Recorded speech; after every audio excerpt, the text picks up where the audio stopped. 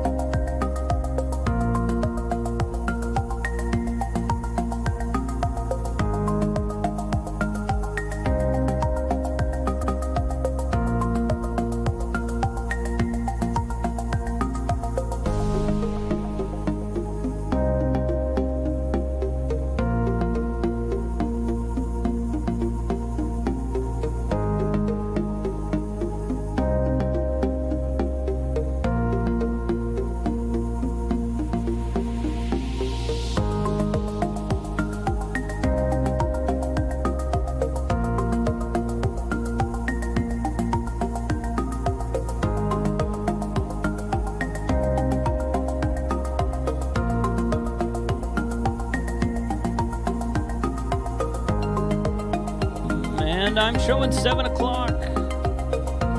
7 o'clock in Texas.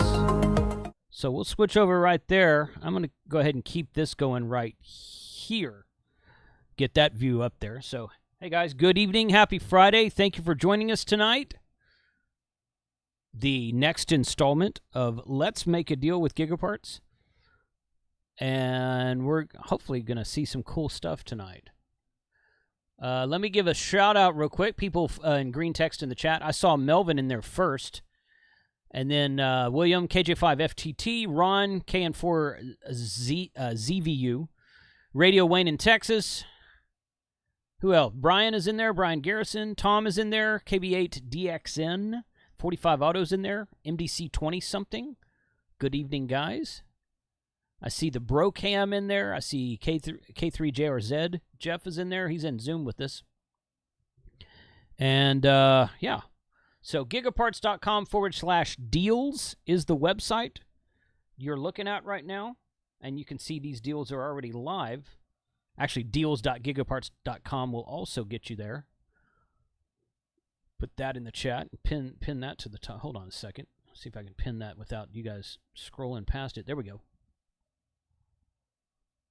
There we go. Okay, so it's pinned to the top of the chat now. Thanks for already making the website great. If you didn't know about this or you didn't get notification or something, sign up on the email list, hamradio2.com/email-sign-up. You will get to a page that looks like this right here. And you can keep up with everything we're doing, all these special events, all the sales that we're promoting, and a lot of the events that we attend are announced there first, and maybe some mystery box stuff too. You never know. So, all right, let's jump in here real quick, because all right, you guys are not muted anymore. That's what I'll say. That's you, Frank. Hi, yeah. I wasn't talking about you at all, Jason. I hope you were actually. Come on. Man, be disappointed if you weren't. Should have heard what he was saying behind the scenes. Yeah, man, that wasn't cool. He should have had his headphones on. He should have had his headphones on. That's all I'm saying. Listen to you and talk to the stream at the same time, Frank. That's fair. And I don't think any of us could do that, Jason. I mean, my goodness. Yeah. So, all right. So we're going to switch over to this view because this is where we're going to spend most of the evening tonight. Not there, but over here. And to clarify a few things, if you've never been here with us before, these deals, you go to deals.gigaparts.com, and which the link is shared in the chat, pinned to the top of the chat. And any of these deals you see are deals that other people have made. The counter offers, the offer is in the middle column, really.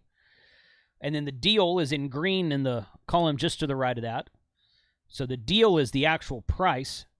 And anybody can participate in this. Anybody, if someone else makes the offer and they come back with the deal, that deal is open to everyone during the live stream. Not after the live stream, but during the live stream. So once the live stream ends, these deals are going to end. They might let it we go got for until a that few counter minutes. runs down at the top, right? Yes, correct. Yeah. So we got an hour 55 remaining, and you can see they've got this new deal just added to pop up down there. So a little bit of a few updates to the website since the last time we saw it. But that's the thing going. There's a Comet Antennas lip mount right there. Radio Waves antenna. We were eyeing this site before you went live. I was live prior because I was like, man, I got all this set up. I'm early. Yeah. I'm just going to go live and smoke a cigar and see what happens. Yeah. Ham Man in Connecticut says, you can get some great deals, but be careful. You will spend money. Ask me how I know. You will spend money. You'll find something. Yeah, you'll find something. Thing. At least one thing. Now, see those. I already got my one thing in the cart. Yeah. Frank's been pre-gaming. That's probably true. Yeah. What's up, Matt? How are you, man? Good. Just drinking an old fashioned. Ah, okay. Good. Well, that's very fashionable of you, Matt. Very fashionable. A Bamboo's Lab 3D printer, the whole thing, on sale for $6 off. $6 off. $6? So, oh no, wait, I take that back. I misread it. $50 off. Okay, that sounds a little better. Frank misreading something. Who'd have thought?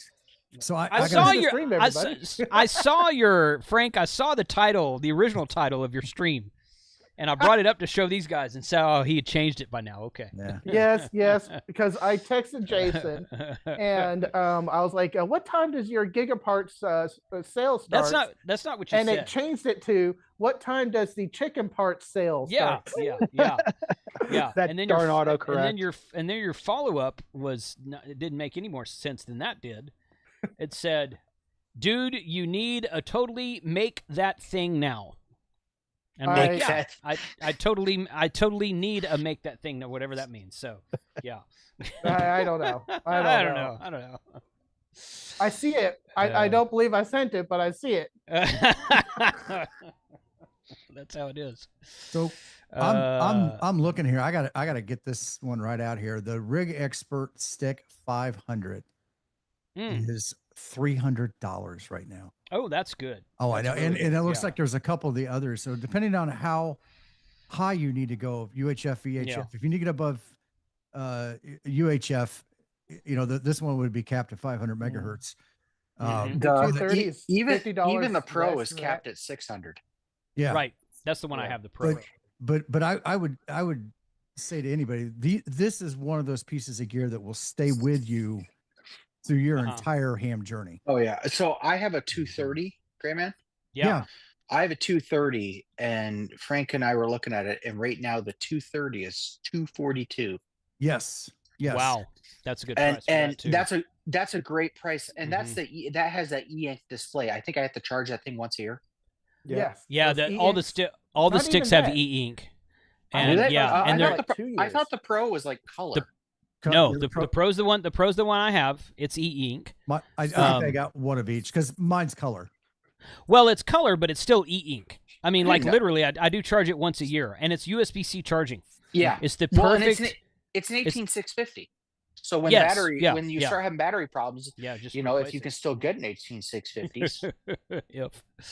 No, that's the perfect. I did a video about that stick, about my Stick Pro, like 2 or 3 years ago, and I'm like, this is the perfect field ready stick because if you're taking radio into the field POTA or whatever, you're going to have a battery with you anyway. So you're probably going to charge your phone, which is USB-C most likely. So this thing charges with the same charger, same whatnot. So it's really lightweight and easy to see in the sun. It's great. It just depends on what frequency ranges. So if you don't need up to 600, save the $50 because everything else is the same. It has the Bluetooth integration, has the apps, and it has the USB-C that you can plug into your computer and use the desktop app on it. And that's the same across all three devices. Correct. Yep. And I would agree. If you're going to do just HF, if you're not even worried about UHF, VHF, you don't need to get the more expensive one. Well, you can do VHF on the 230. Yes. You can do 220 on the 230, which is also VHF. But yes. Okay. Yeah. The great thing about I didn't know anybody did 230. Did 230. Is that a real thing? 220. Yeah. Is that? Do we do 220? Yeah, that must be a Canadian thing. That's it. No, it's not. It's actually Canadians don't have access to it. We're one of the ones that do. We're one of the few that do. We need to make 220 great again. Make 220 great again. Yeah, that's great. So when Chris released the Buddy Stick Pro is when I bought my 230.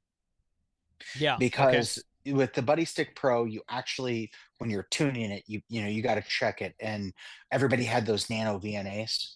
Yes. And it just drove me crazy. I'm like, I need a real analyzer. Oh, I know it. Yeah. Yeah. So much better than the nano VNA. Oh yeah, heads and tails. Like, yeah. Well, the nano VNA, it has a lot of great features on it, but it's not just picking up and go. If you're doing wide spectrum analysis and looking for spurs and everything, the nano is great for that. But if you're just tuning the antenna and getting the antenna up and going, you don't need a nano. The nano is finicky to play with in the park. The nano doesn't find spurs, does it? That's the tiny SA. It's the tiny SA, but it is a network analyzer, so it'll do a lot more than. But at the same time, it's not. Well, in fact, here's my tiny SA right here. It's a wide range on the desk.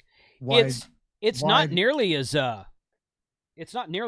what I would call dust proof and weatherproof as the stick is. Yeah, no, it's a wide range piece of test gear, bench test gear, where you can do all kinds of fun things like look for spurs and stuff like that. You know, get into YouTube channels. But okay, dude, I'm an appliance operator. I don't do and that's fair.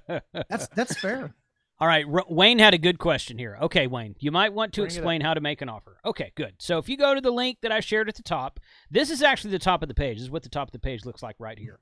Okay, frequently asked questions, quick tips in the middle, and make an offer on the right-hand column here. So you enter your first and last name, email address, the item SKU number, which it has a drop-down here, and you can find all these item SKU numbers. And you find that on the page of the item. And so go to gigaparts.com, find whatever item you want, find the SKU, what the regular price is, and what your offer is, and you click on Make an Offer right here, and then it will eventually show up on this bottom part.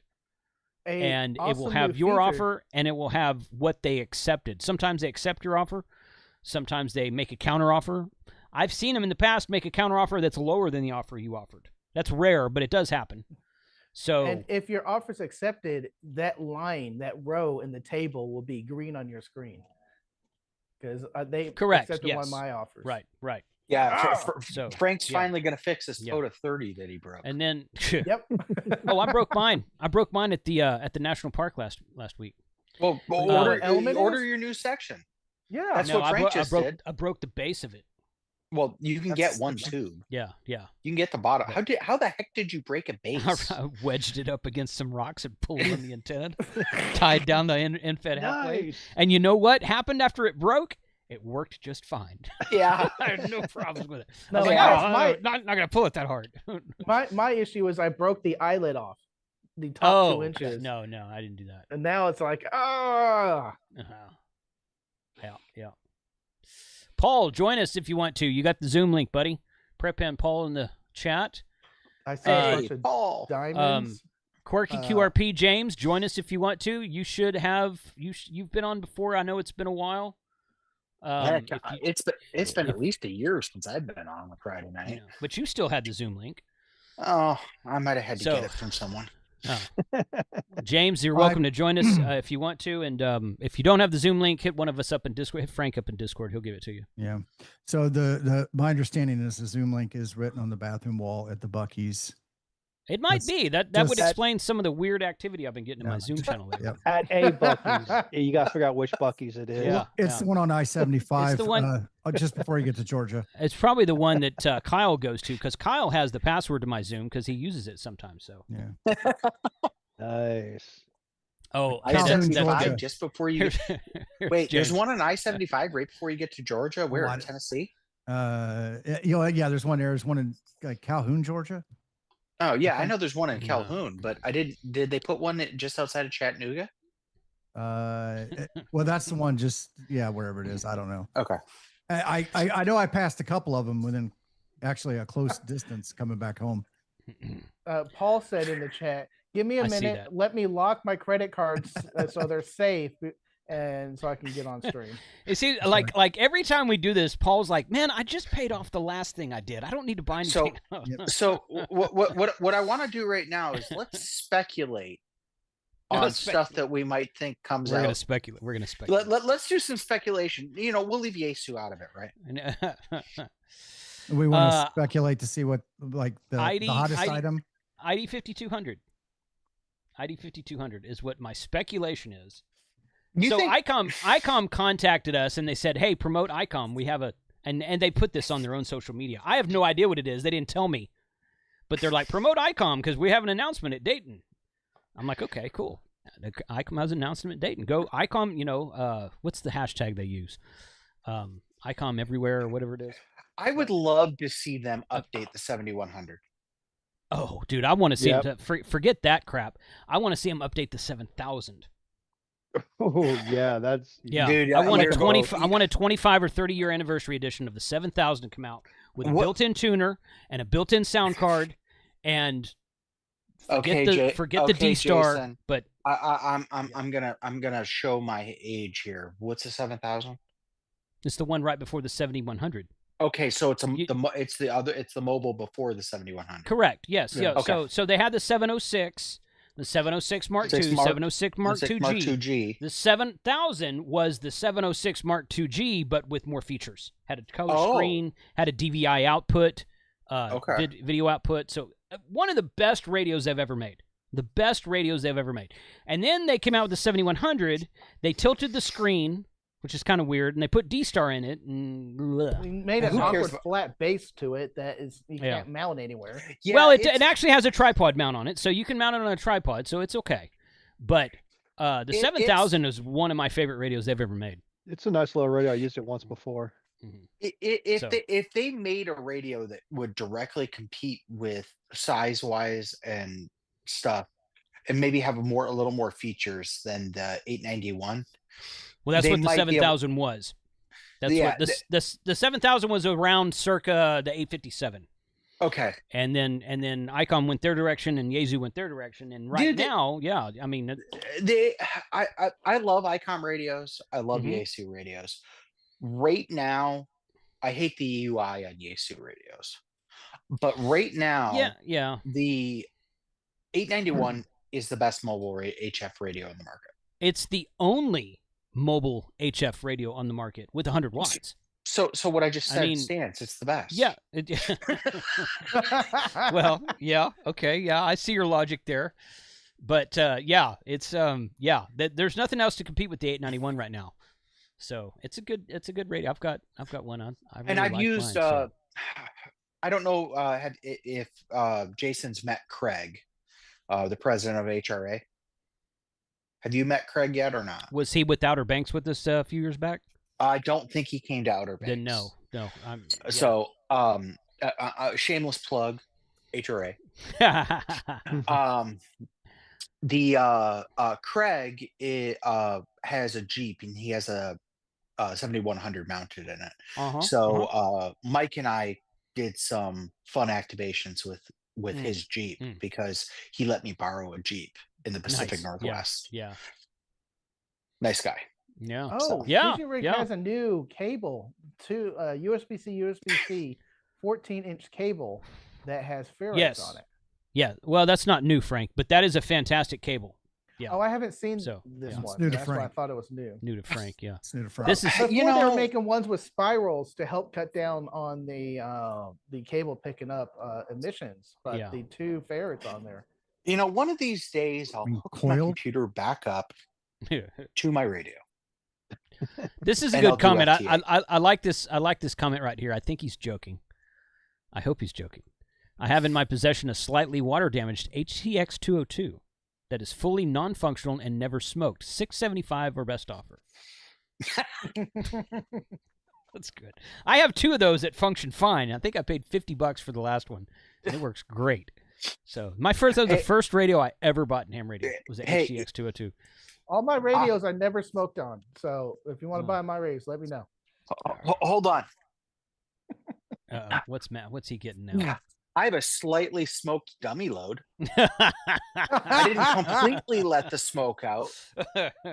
I was testing my Centurion, and apparently on 180 meters at the power output that I usually do, it does like 2,000 watts.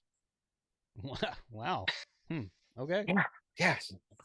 Yeah, you don't have to go key down on a 1,500 watt dry dummy load very long. No. Yes, that was satire. Yes, that was satire. Yep. No, it was The good. I liked Lock that. Pit training set is on sale. Ooh. I got that last time. That Did is fun. Okay. That is fun. I pick it up every now and then when I'm watching TV, and just I need to be doing something with my hands, and I start messing with it. Hey, Frank, I got a great thing you can do while you watch TV. Yeah. Learn Morse code. How can you concentrate on watching TV in the Who actually listens to the TV when they watch it? Come on. Oh. Okay. If I'm watching TV, I'm watching something because I'm interested in it. I want to hear it. I've known people that will phase it out and just have it on. I haven't actually watched TV, like actual TV, in like years. So I watch YouTube. Yeah. Well, I don't go out drinking anymore, so. Yeah. This is the first time I've had a drink since vacation. Really? Explorer makes a Faraday shield. Yeah. Like a sleeve. Yeah, there's a few different sizes. Yeah, there are a few different sizes with that. Has anybody gotten one to like put a radio inside it and see if it makes noise if you transmit? I have not. No. I've not had one. I know. I remember Josh did a video a couple of years ago on some of the Faraday bags on Amazon, and he put his HT inside of it and walked away. And I did that. That was me. You did that? Yeah. I thought Josh did it too. He maybe he did. Maybe he did. But I have a which brand was it that I did that on? It was a Faraday dry bag from. It wasn't Mission Darkness. It was. I can't remember right now, but yeah, I put my HT inside of it and I walked away. I was at my hunting lease when I did it. So yeah, that was. Did it work? When you were standing next to the bag, yeah, I could hear the HT inside of it. But once I got like 10 feet away, it stopped. It stopped. And I'm like, that's pretty good. Unless you're standing next to an EMP when it goes off, then it's probably pretty safe that it's gonna, protect your stuff. I don't know. I don't know what the how strong the electromagnetic pulse is off like a CME. I have no idea. Cyber Radio, thank you for the super chat. Hey. I hit Japan and Russia from the truck the other day on POTA with a 7100 and a diamond antenna. Nice. 7100 is great. Glenn, thank you for the super chat. Thanks for being here, bud. Appreciate that. Yeah, they're good. They're good radios. Yeah. There's. 7100 is fine. It's just, in my opinion, the 7000 is better. So. I like the look of the 7000 more than the 7100. I do too. Yeah. What's up, Dave? What's going on? Oh, Dave. Sticking around, man. Yeah. Rob's supposed to be here because he's going live here in a couple hours. So I don't know where Rob is tonight. Which Rob? Digital Rancher. Oh, cool. So he'll be around. I think he'll probably... Josh did an EMP trash can. Yes, he did. I did the actual bag. Yeah, because but Josh called it a tactical trash can. Yeah, the tactical trash can. Yeah. which I thought was hysterical. Much like what Matt claimed to be about an appliance operator. Why would you build a Faraday box when you can just go buy one? So why go buy one? We all get those Christmas tins with cookies. Hey! I made a Faraday cage out of that. We need to be perfectly transparent here. I don't claim to be an appliance operator. I am one. Okay. All right. Yeah. Just for clarification. I the only thing that I have done that is an appliance operator is I did build my DX Commander. Well, you're one step ahead of me on that one, I guess. So. That's the only thing I've done. Yep. So. You spent a ton of money. Oh, Jason, you're gonna get somebody in trouble. Who? It looks like Tim. Oh. Already spent a ton of money. Thanks. Okay. Hey man, I'm not twisting your arm here. I'm just joking. So, a couple of things real quick. We've got a few more people watching. So, once again, let me tell everyone what we're doing here. Go to deals.gigaparts.com. The link is at the top of the chat, pinned to the top of the chat. You will see this page right here. Fill out the form on the right-hand side. Make a deal, or make an offer, I should say, and they will come back and accept your offer, make a counter offer, and then it's open to everyone, not just you. It's open to everyone. Yaesu, ICOM, and Kenwood are not eligible for the Let's Make a Deal thing, so pretty much everything else in the store. And also, they have this new thing going on right now. They have a what they call a Rewards Plus membership, okay? And you can find some stuff about it, about the FAQ down here. But the Rewards Plus, you can get a 50% off. All the coupon codes are suspended for the next 2 hours during this Make a Deal live stream. So all of your double points coupon codes, KC5HWB, and all that stuff. But you can get 50% off of the first month of Rewards Plus with the code KC5HWB50. And that includes a 90-day look back for past purchases as long as your subscription is active. So in other words, I believe that is a 90-day past purchase warranty. So it's like an extended warranty on stuff that you buy from GigaParts. So it will cover those like a perpetual warranty, and got a few other perks in there. So it's a new subscription, monthly subscription thing they come up with a while back. I sent an email about it.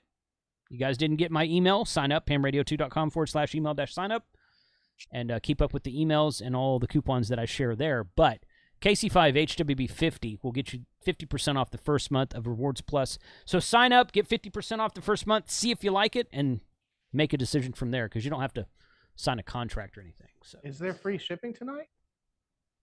I don't know. It's a good question. I would imagine not, but free shipping did not change. Free shipping did not. Okay, so GigaParts is listening in the background, guys. We're not doing this behind their back or anything. So no, they have no idea that none of this. They have no idea that we're doing this. That's right. Yeah. We got the keys.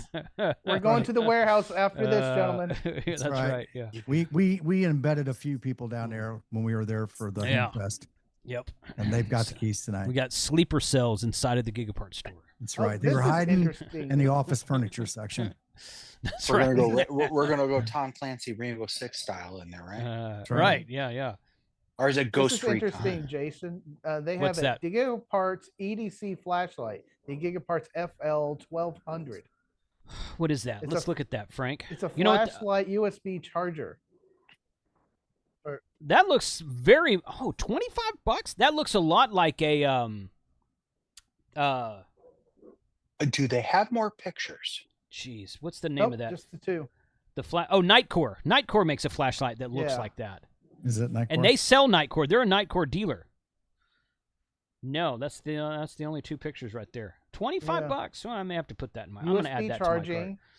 I'm adding that to my cart, Frank. Thank you very much. Yeah, you're welcome. Yeah, spending Jason's money. The last two times we've done this, I've bought. I shouldn't say a bunch, but I bought some new 3D printer for some bamboo filament. Oh, there's been a lot of filament already. Yeah, there's a lot of filament that's yeah. Yeah, my smoke translucent, they're out of stock though. Man. Oh yeah. No Yaesu deals ACOS 11, and that's not a GigaParts thing. That's a Yaesu thing. So he's like, okay, I'm out. Thanks, guys. You might be joking, and that's funny. Okay, I'm laughing. If you're serious about that, contact Yaesu.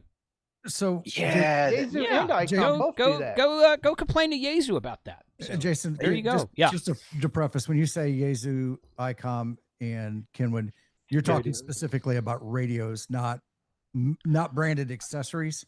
Correct. That's a good point, Tim. Thank you very much for that clarification, because we've already seen an ATOS come across the feed. And some other Yaesu hardware. And there must be some change there, because in the past, we've seen 891s come across the feed as well. So, yeah, that's That's a good one. The elk antenna, the black one for $117. Oh, that is a good price. Yeah, that is a good price. Yeah. Ham Radio Crash Course in the house. What's up, Josh? Join us in the Zoom, buddy. Ooh. I think, did you also preface, I wasn't paying attention, we're not responsible, any of the content creators on here, Ham Radio 2.0 or GigaParts, for any issues you may have at home with your spouse. Right. Anything that you may purchase that should have from this stream. I mean, that should have been like that should have been understood, actually. I mean, come on.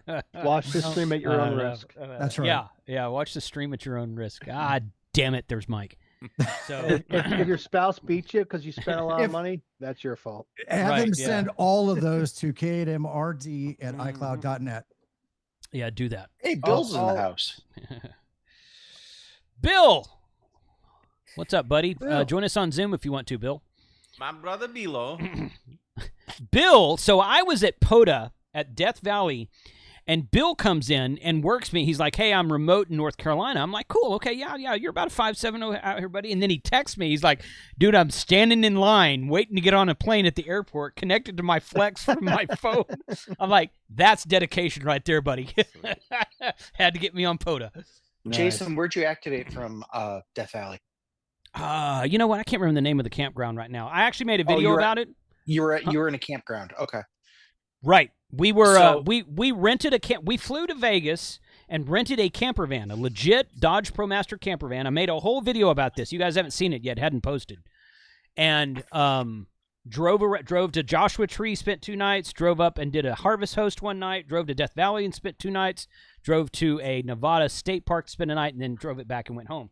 So great experience. Had a lot of fun doing that. When I operated from Death Valley over the summer, there's a road that goes up towards Lone Pine. It comes up out of the valley, and I operated from like a pull-off that overlooked the valley. Oh yeah. Well, there's several of those, but well, this was a pretty. They call it Skywalker Canyon because apparently the fighter jets like fly below you. Well, okay, so we went to a place called Badwater, which is the Badwater Basin. Yes, Badwater Basin. It's the lowest point in the United States. It's like there's a sign up on the mountain, like 150 feet above you, that says this is sea level.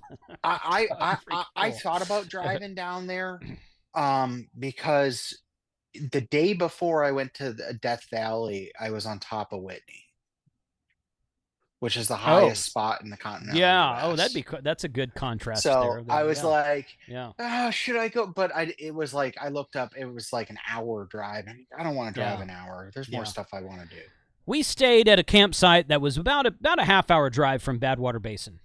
Okay. So it was on that side of the park. And then you can drive like an hour and a half south and still be in the park. It's I believe Death Valley is the largest national park in the continental U.S. There's Denali's bigger in Alaska, but in the continental U.S. I think Gates of the Arctic is the largest. Where? It's in Alaska. Yeah. It's one of them. It's one of them. It's really hard to get to. Yeah, So there are some, but Death Valley is the largest national park inside the continental USA. Okay. What's up, KMRD? Mikey. I'm playing catch up here on the. I've been making freaking linked unfed half waves all day, so I just got in and. What are you selling them now? Dinner and so my plan. What I plan and what actually happens are often two different things, but I wanted to do a video. So George sent me a couple more, I think 3 or 4 more of the 49-1 NFED half waves, because he and I are both sick of me doing videos with an antenna that's not a back antenna in terms of NFED half waves. Oops. X-tenna. Because I had the X-tenna in my FTX bag when I had the FTX, but thankfully I got rid of that. So George texts me, he's like, he said something about the X-tenna. I'm like, I know, it's like a direct ripoff of your antenna.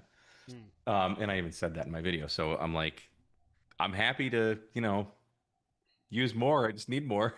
So he sent me, but I'm like, I want to do a video because I use the LinkedIn Fed half waves because I invented it, so I should, but I only have a link for 17 and 20 on my NFED that I use now. So I get 40, 20, 17, 15, and 10, but I want 40 through 10.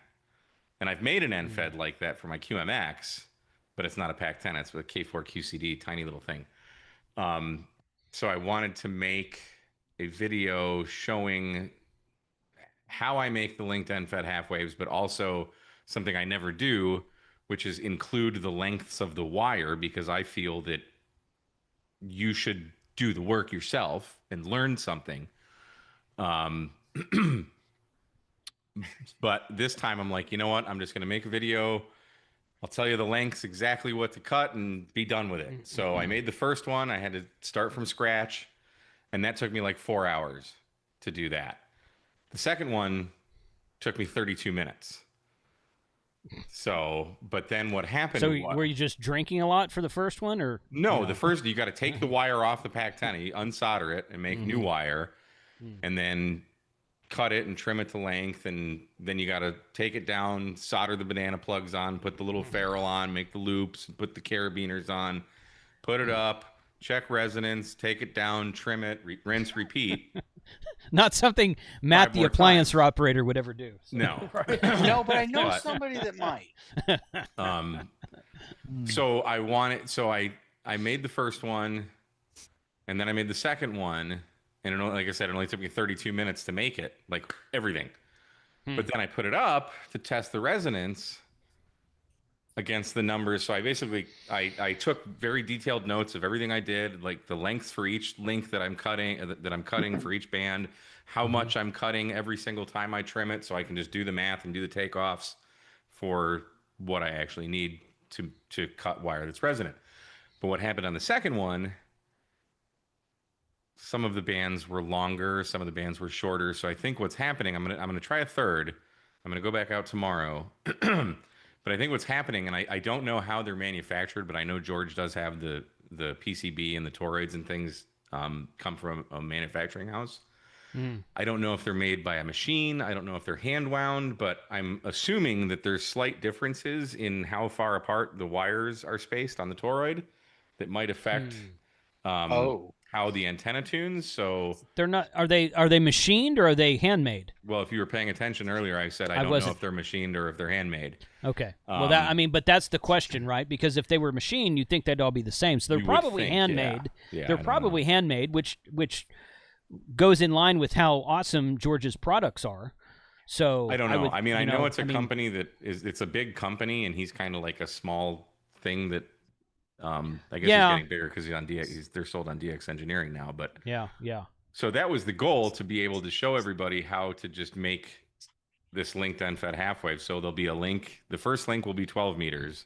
The second will be 17. The third will be 20. The fourth will be 40, and then the rest of the wire, or the fourth will be 30, and then the rest of the wire for 40. So you'll get the 15 meter band off of the 40 meter element. So there won't be a link for 15, and you'll get 10 off of either if you unlink at 20 meters. You get 10 off of that, or with everything linked as a 40 meter end fed, you get 10 off of that as well. But now I'm discovering that this might not be as easy as possible. So I'm going to have to rethink how I make this video, but I'm still going to do it. And I'm still going to give the measurements, but I think you'll probably have to tune it a little bit different than what my measurements are, just because of just the spacing of the wire on the toroid. Just use use that really awesome FTX tuner you recently picked up. It's gone. Gone. I got rid of all of it. Yeah. All gone. It's gone. Oh, that's right. Bye, Felicia. Bye, Felicia. And it's a shame too, because I know Yasu hates me. Vehemently hates me. Okay. John Crook hates my guts. Call him out. Is this speculation? I saw your Facebook post, John. No, this is speculation? This is not speculation. John Crook hates my guts. And I'm fine with that. He made it personal. I just bash their company because they make stupid decisions. But the thing with the FTX, it's such a good radio as a radio, but once you want to do anything with it, it sucks. Yeah. It sucks. The menus suck. Just where they put the knobs and the buttons and everything suck. Because you got to hit the function button, and then you got to move the back button, and then you hit the VFO. Once you get used to the Yaesu menus, I don't think they're so bad. It's just a matter of kind of what you're used to. And I've used an FTDX10 for long enough. The Yaesu menus don't bother me. The buttons and the knobs on that radio are a little bit mad whacked. I'll give you that. I mean, purposely used that radio almost every single time I went out last year, from the day I bought it or the day I got home, all throughout just before I got rid of it, because I really wanted to familiarize myself with the Yaesu menus. And it's very similar to the 710 and the DX10. So I'll give them credit in that regard, but like, it's disorganized. It's clunky. I firmly believe that software was made in China. There's no way the Japanese would make software like that. Why would you use the word done to enter into a menu? Okay, okay, two things. Number one, you're probably right. Number two, I used to sell the TYT TH9800 on my website back when I sold radios. And I know you know, but I'm saying it for the audience. So I would get comments all the time saying, what is up with these dumbass Chinese menus? And I'm like, dude, that is a direct copy of the Yaesu FT8900. So I don't know. I think I've told you guys the story one time. I follow a group on Instagram called there's a couple of them. I think it was the Millennial Republicans is a group that I followed. And they said, they were talking about AOC one time, and they said, name something as stupid as AOC. And I replied back to them and I said, menu designers at Yaesu. And they came back to me and they said, well, okay. They had no idea what I was talking about. So, but when they replied to me, I was like, okay, that's pretty cool. Yeah. So, yeah. It's just a shame that that's how they choose to design. I mean, as far as the radio, it's fantastic. You're not wrong. It's a great radio. It's a great receiver. You throw that Super DX on, man, you'll pull out weak signals like it's nobody's business. The speakers on it are the best speakers. I'm sitting in front of an ICOM 7610 right now with the external speaker. The FTX 1F sounds better than this does. The audio quality in terms of loudness and clarity, it doesn't distort. It's obscenely loud, which is exactly what a portable operator, well, at least me, wants, because the outdoors, when you're in the middle of the woods, is freaking loud. There's I remember sitting and birds chirping. Yeah, I remember sitting at the RV on that very infamous day in Dayton when you got that thing, and we were sitting there and we were listening to a rag chew, and it was phenomenal. It's great. And there's 100 people at Jason's campsite all talking and congregating around. You turn the thing up, you could hear it over everybody. It was great. Drinking Mike's all day IPA. Drinking the all day IPA. Yep. It is my wife's in the chat. She's at our church group tonight. They're watching on the big TV. So hi guys. Oh boy, appreciate y'all being here. This is my job. I tell them, what do you do for a living? I'm like, I don't want to talk about it because I don't want to explain it. This is it. This is what I do. But it is also my birthday today. So. Happy birthday. I heard through the grapevine that it might be your birthday. So happy birthday. It's not mine. It is 21 again. Calendar. Yeah. I'm turning 29 this year. So nice. I did my 50th birthday at GIGAPARTS 2 years ago. So do the math. There you go. So we don't do math on live streams. So let me say one thing really quick though. So I did a video where I told the people that I got rid of the FTX and I got the 7300 Mark II, which was my plan as soon as the Mark II hit my doorstep, because it was just on loan from GIGAPARTS. Yeah, so you were never getting rid of that. I sent my FTX 1F, the bag, the microphone, like everything that I had for the FTX, the matte tuner, the matte tuner that's good for the FTX, and the crappy Yaesu tuner. The backpack, I don't know if I said that, and I don't know what else is in the bag. So I sent that to GIGAPARTS, and they're gonna do an eBay auction like they did with your FTX. That's a great idea. Okay. So I haven't heard back from GIGAPARTS. I see them in the chat. Maybe email me when they're gonna do that, because they asked if I would do a live stream, and I'm like, I don't really live stream, but I guess we could, like, the last hour, and just like whoever wants to come on, we can just shoot the breeze about whatever. But so yes. That'll be a thing. So my FTX will be auctioned off on eBay from GIGAPARTS. So if they do anything like they did for you, I think they threw in like a bag and a mask and other stuff. I don't know what they're planning on doing. The winner of that FTX that was mine is in the Zoom with us tonight. Can you believe that? I know. I mean, yeah. Yeah. So you can buy another one. We don't share insider information here. This is just kind of how we roll. Hey, Josh is here. Yeah, Josh is here. You It's just so noticed that? crazy. It's so crazy that we're all just getting rid of our FTX. I'm keeping Did mine. you get rid of yours too?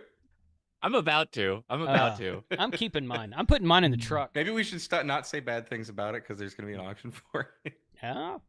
I mean, it's still gonna radio the way you want it to radio. The Optima is fine. You put it on the table, boom, there you go. The problem is that the dream of the portability of the FTX Field thing for me is kind of like it's just not there. It's not. For those that can get by with the weight of that thing in a backpack or whatever, if you're only doing that once or twice a year, no problem. But like if I'm living out of a backpack, that's the last radio I'm carrying out of all of the plethora of portables that I have. It's just there's nothing really wrong with it. Just too bad. I've hiked miles with that thing in my backpack. I didn't think it was the weight was a big deal. Well, but I'm not saying you mountains. can't. I'm not saying you can't hike miles. I'm saying if you hike more than a couple of times a year with that, you're going to start looking at greener, lighter pastures, is my opinion. My opinion on that was the same opinion I've always had about the 705, which I still have my original 705, not getting rid of it. I love that radio, but I'm not putting that in the backpack and going hiking up a mountain. I mean, like out of all the QRP radios I have, that's probably the last one I would grab because, quite frankly, I'm afraid of damaging it in the backpack. Unless you put it in a big ass case with a big cage, and not you, Frank. Unless you put it in like a big cage or a big case or something like, and then you're adding more weight and more bulk to your backpack. And I'm like, dude, I could KX3 it all day long, and be 5 watts more than the 705 and be safer than puncturing the screen on the 705. So you get the POV cage, and then the guys that make the cover for the Elecraft radios makes the cover for the 705. No, I know, and then it's the size of a freaking 7300, and it's still in your bag. It's still bigger. It's freaking huge. It's not a backpackable. It's a great radio. It's not a backpackable radio. Yeah, I disagree. So, I had that real fast for co-hosting. Do you want to refresh what's going on with the GigaParts page and how to do it? No. I think we're good.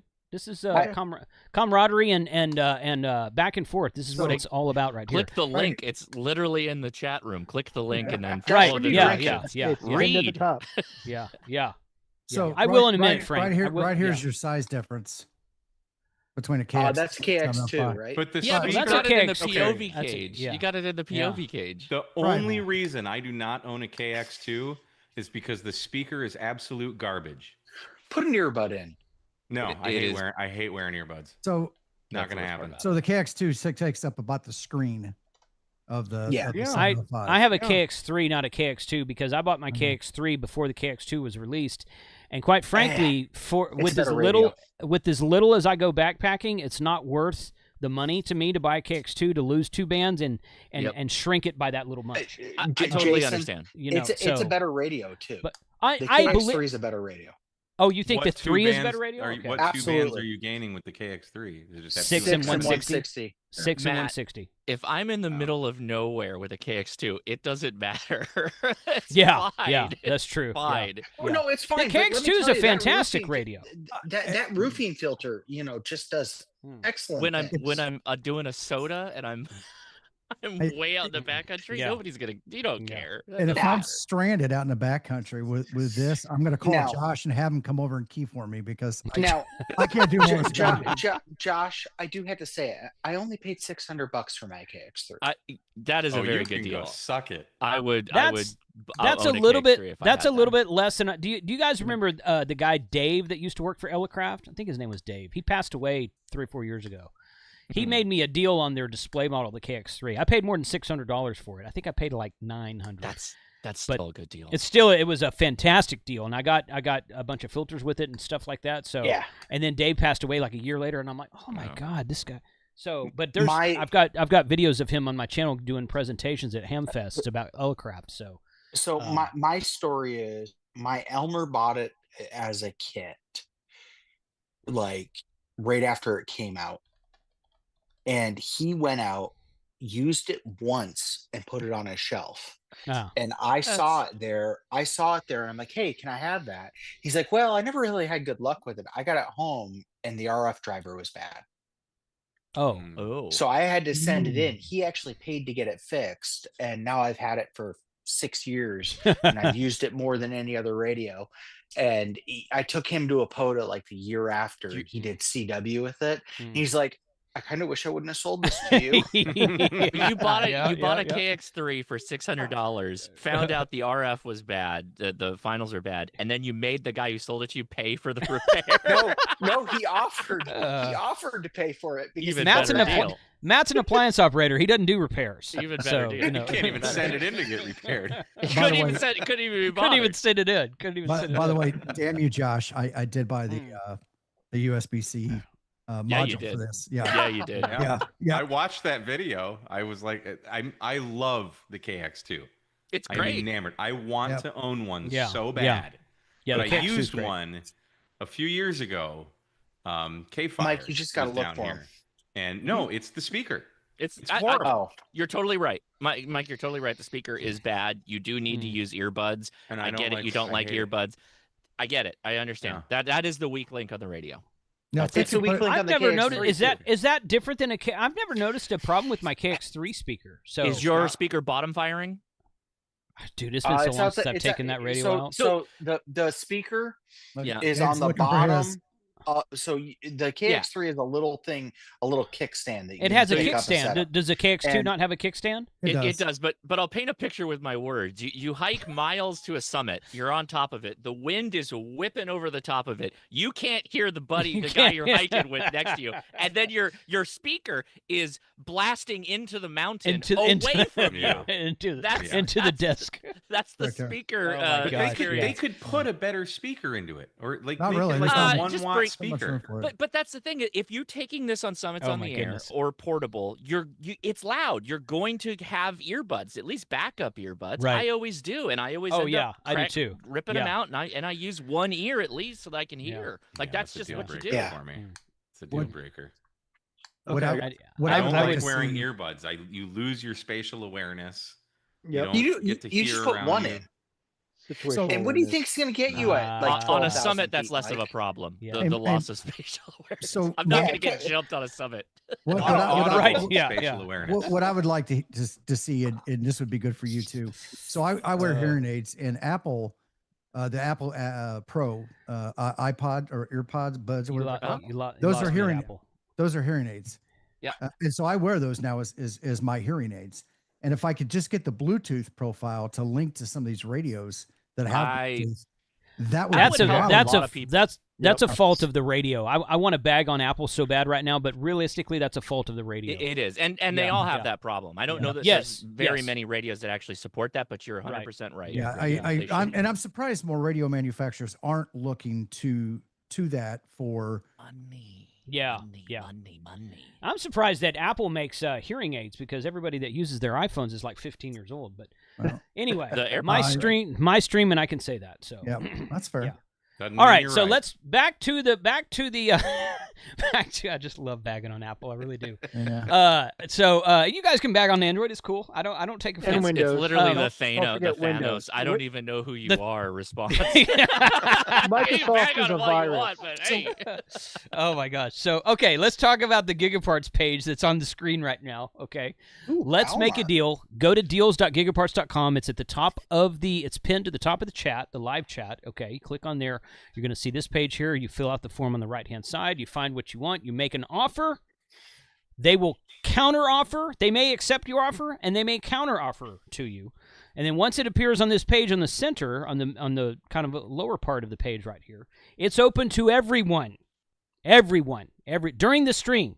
During the stream, it's open to everyone. Once the stream ends, then no longer.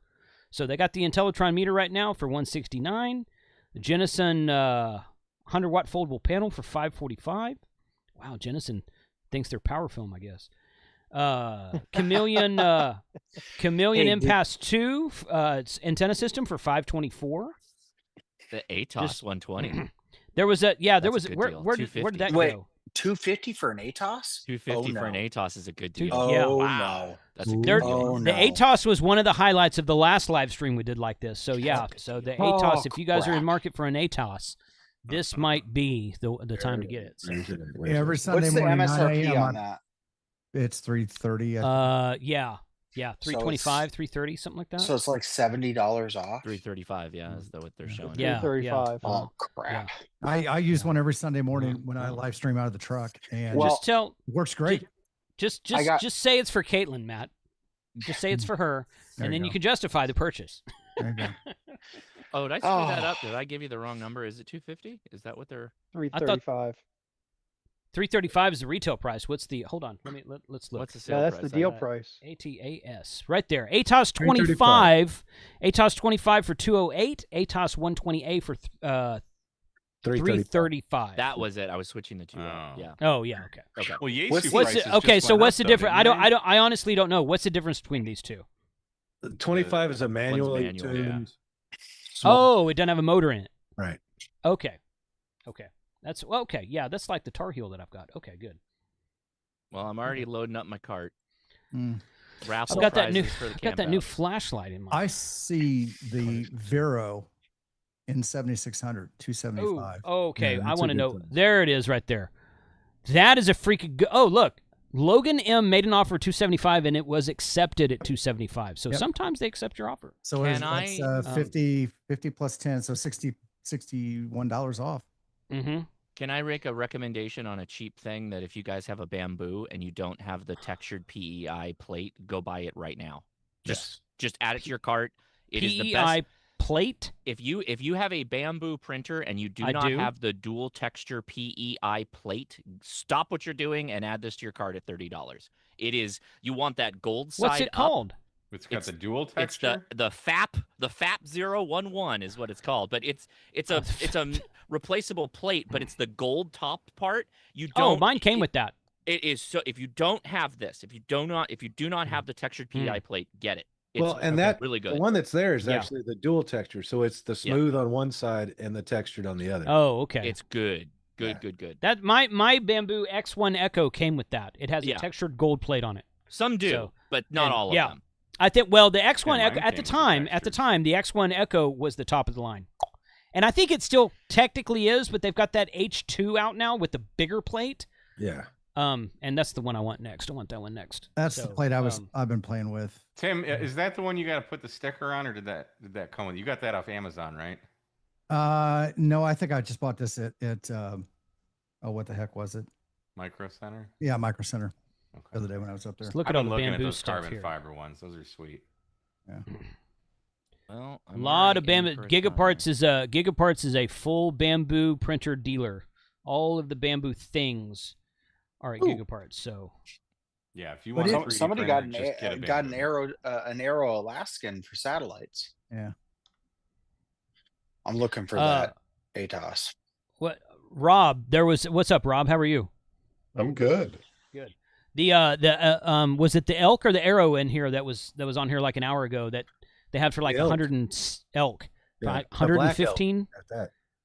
Yeah, somebody. Nice. So it was like almost ARRL antenna price. So yeah, ARRL made a satellite antenna and they sold out in like 10 minutes, and they don't have any more anymore. Oh, it's sold out. That's why the new Uniden scanner. They got the SDS 150. Oh, I so want that thing. But did you see what the price is that they're offering it right now? No, I didn't. Okay, all right. Let's look at that.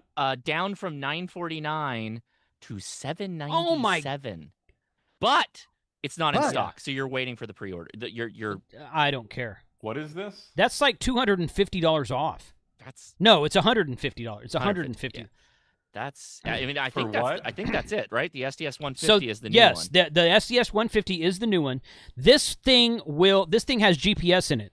Yes. So you put you connect it to well, you can connect it to Wi-Fi or whatever, but GPS, and you do a scan. So you take it somewhere and say, okay, here's where I am. You click a button and it loads all of the fire department, the EMS, the police department, whatever frequencies you want, ham radio repeaters, whatever. It's all there, and it's just click of a button. It's plug and play stupid. It loads all the frequencies that are encrypted from the first responders automatically. No, it doesn't do encryption, does it? No, it doesn't. No. Well, it might, but you don't have the keys. Even if you don't have the key. No. Okay. I tell you what, though. So Shane, K6ATX or APX, K6 APX Shane. You guys know Shane. Of course. QFI Shane. He hooked me up earlier today. He hooked me up at Hamcation. So all of the systems in my area are P25, but they're not encrypted. So I'm sitting here with my XG100 Harris listening to the fire department and the police department all day long. That's sweet. The police department gets a bunch of dumbass calls, but the fire department's fun to listen to because I grew up. My dad was a firefighter, but yeah, there's a lot of stuff in Texas that is P25 digital but not encrypted, so you can listen to it all. So you know all the lingos, huh? Well, some I know some of them. Yeah. I know some of the lingos. The lingos. So that is a fantastic price on that unit and skin. I got freaking. That is my wife is watching in the chat, or I would just buy that right now. So that is Christmas present, birthday present to myself, baby. Yeah. The ATOS 120 is only $15 off. Okay. Yeah. No, I screwed up. It was the manual tuner. So if the ATOS 120A is $335 is the offer price, what's the retail price on it? It's like $10 off. It's not much off. It's $15 off. It's $349. Okay. There is the ICOM MBF4 mounting bracket for the ID 5100 and the 2730. It's on sale for $27.99. There you go, Mike. The carbon fiber plate for $16 for your printer. The FAP 017 November. I just made it down to the bottom of the deals. I'm playing catch up here. This one right here. Why would you want a carbon fiber plate instead of that gold? I'm actually asking because I don't know. It looks cool. It puts a carbon fiber pattern on the skin of your print. Nah. Okay. Oh, it gives you a carbon fiber weave on the bottom. Yeah. I want that good adhesion, man. I want that texture. Yeah, I'd rather have the adhesion. Yeah, I'm with you. I'm printing right now on a smooth plate and have no problem with adhesion. So for glass, is it glass? Is it a glass? No, plate? it's just their smooth plate. So it's what's the filament you're using? PETG, the translucent PETG. There's Shane. Does pretty well for adhesion. Shane is Beetlejuice tonight. We were talking about him. He's in the chat now. Shane, join us on Zoom, buddy. Same Zoom link as always. If you don't have it, hit up Frank in Discord. So if I'm doing ABS, I almost always have to use that textured plate. Yes. ABS. I've never printed ABS. You don't need to in almost all cases, unless that part's going to sit outside all day, every day. Don't worry about it. Well, and I don't. I'm not being Texan here, seriously. But if it can withstand the Texas heat, then I don't think it's going to be California's not going to be a problem. No, you guys have much nicer weather than we do. So. We get a lot of sun. The problem is the UV. That's the problem. It's not so much the heat. It's the UV just kills PLA. I can see that. So PET G no, PLA. Better. Yeah, but PET G. PET G does better than PLA. PLA plus. If you get so the problem with PET G is there's not a lot of colors. PLA plus though, PLA plus is really good. It's as easy to print as PLA. It's easier than PET G. Yeah. But if you want something that's going to last outside, then I generally do ABS. But yeah. I haven't tried automotive parts. Somebody in the chat. Oh yeah, it's Jody. ABS automotive parts is you can do that too. Automotive part. Oh, that's a good idea. Okay. My eyes have glazed over. Okay. I know nothing about 3D printing. That appliance Dude, operator. I just have recently started learning. I picked up this printer from GIGAPARTS when I was out there last year, and it's been bamboo is the way to go. Just hands down, bamboo is the way to go. These things are awesome. As Matt, that I know you're an appliance owner. A bamboo is appliance owner friendly at this point. It really is. That's Mike. Hold on. Can I use my iPad? Yes, you can. I think you can upload to the iPad now with a handy app. I assume you can. The Android works fine. I can control everything with my iPhone works because I'm not using a computer. I have been 3D printing for over a decade. I have owned multiple printers, and I have mentioned it for years. And everybody, you guys have bamboos. They are very good. They are basically turnkey printers. Yes. 3D printing is no longer a hobby like it used to be for like the last 5 years. It was a hobby. You spent more time tweaking it and fussing with it than actually just printing. They've become the point that they are like commodity turnkey devices with bamboo. Yeah, very good. I have to say my problem is that Loyal lives like 20 minutes from me. Oh, well, yeah, you got a pocket Loyal, so a pocket Loyal helps a lot. So Loyal can just print you a bunch of stuff and put it in his Tesla and remote control his Tesla all the way to you, free delivery and whatnot, you right? You have to understand, we all get why he's a appliance operator now, because he's got Loyal in his backyard. Because he's got Loyal in his backyard. Loyal can do anything you point Loyal at. Any problem you have, you say, Loyal, can you solve this? And he will solve it. Yeah, he will. Everyone needs Loyal. He actually like Loyal's great. Straight line distance from me. I think he's like 12 miles. Oh, that's crazy, dude. I don't even know. He wouldn't be able to work a day job if he was that close to me. Oh no. So I haven't seen him. I haven't seen him for like a month and a half because his day job. There's a while there where we were doing a photo every weekend. So so GigaParts put something in the chat. Sneak preview of our anniversary sale next week. They'll have Pet G on sale for $10 a roll. Oh, that's great. For Rewards Plus members. Dude, they have the transparent one. We need the prison. Model transparent. They did the last time I was in the store. They had the transparent. Yes. Is it there now? I don't know. Well, for the deal. Oh, I think it's time to switch to bourbon. So. Yes, bourbon. Bring me some bourbon, will you, Matt? I'm about to kill off this bottle of Woodford Reserve. That's about where I'm going to be drinking Bardstown.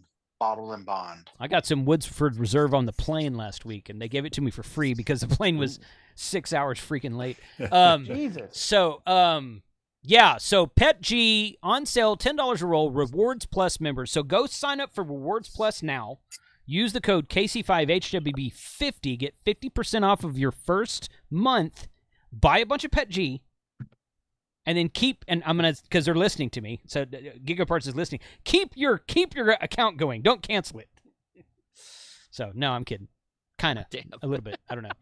But there's a lot of sales they do. There's a lot of good offers they make. There's a lot of warranty stuff they have.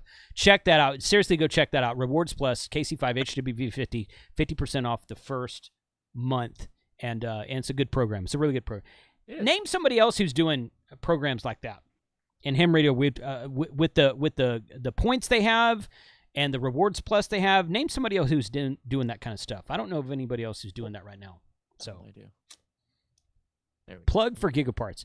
And I've said this before, guys. GigaParts is a huge supporter of the amateur radio YouTube community, and they have been for like 5 years now.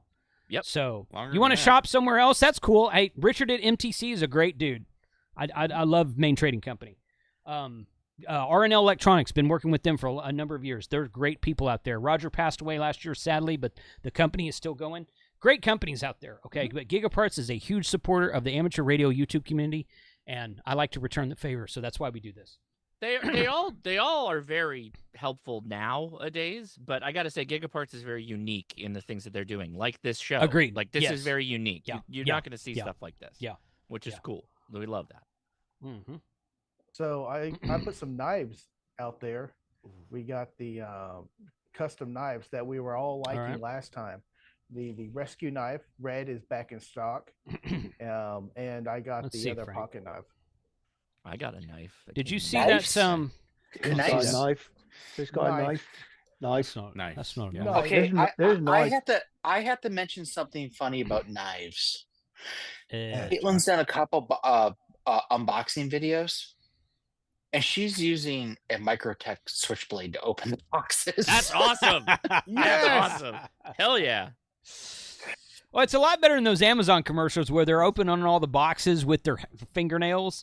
And I'm like, you better not ship me anything from Amazon that I can open with my fingernails, man. I love it, Josh. because they hate using knives on a commercial. I'm like, give me a break. Gosh, that's when I thought Bunch I of knew you. Pansies, oh my God. Here's my new knife. Here's my new pocket knife. Ooh. Wait, Ready? Oh, yeah. Wait, Josh, that's California legal? I was about to say that. I want to see you put that in your pocket. It does still cause cancer in the state of It has a California. pocket clip right there. Right. Proposition Known to cause 65. cancer. It does still cause cancer. Oh my goodness. Pocket tomahawk, dude. That's pretty sweet. Nothing wrong with that. Is there? It doesn't. You walked around Texas with that in your pocket. People would come up to you and say, "What's up? Where'd dude? you get that? What is that? Where'd you get that?" Where'd you get that thing? Let me get an affiliate link. Send me the affiliate code for that thing.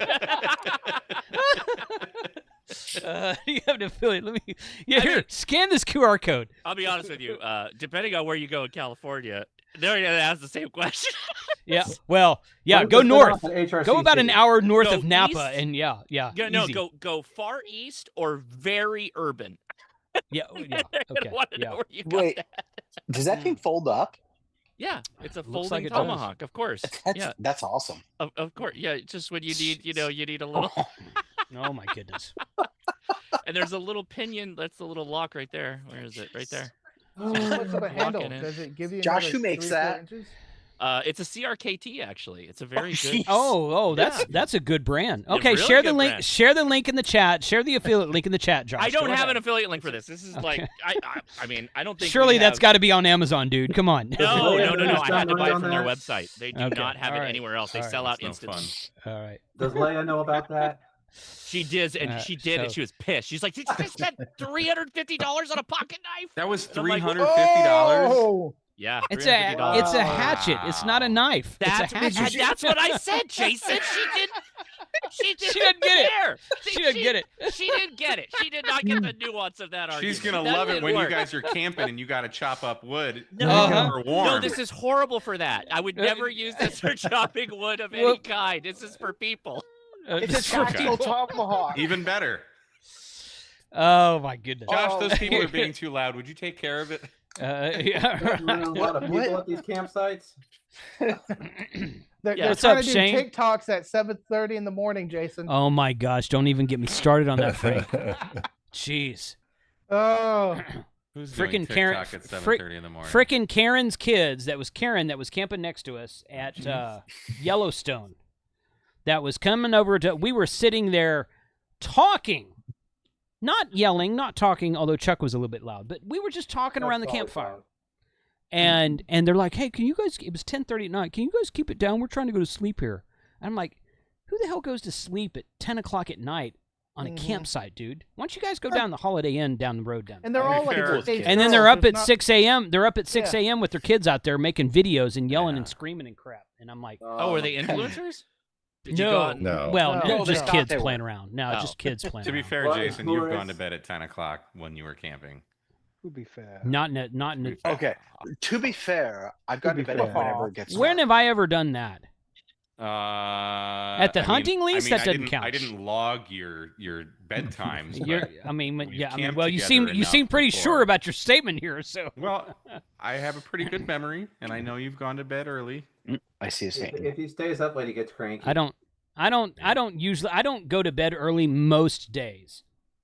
No, you Most don't make a days. habit of it, but I'm always the But- last to go to bed because I'm a night owl. Okay, well, I so have am to I. say, I Yeah. have to say officially, I think this is the latest I've been up in several weeks. Wow. Matt, you That's don't count crazy. because you get up at like 2 a.m., dude. Let's see, Yes. that's Adam K6 Arcade. Oh, yeah. That's like Gaston too. I tried to get Gaston to come on tonight, but he was busy. It's like I got to But- get up early to run 18 miles at the pitch of dark. 'Cause Right. Otherwise, it's too damn hot. Yeah. Oh my That- goodness. Okay. Do new deals go on the top or on the bottom? But depends Top. on how you sort it. Oh, It's top. actually something you can Well, choose. Yeah. Well, okay. So Portable. yeah, here's a drop down right here that says newest first, right here. There we go. It's right there at the top. You can change the filter. And you can change it. From, Ooh, it's wait a minute. defaults to 30. You can put it 60, 100, or all. How do you use the internet? Can you show me how to use the internet, please? I mean, That's coming from Mike. I just opened the page and it's just by default to newest first, Right. Yeah. Yes, it is. Yeah, that's default. and it'll refresh as new deals come.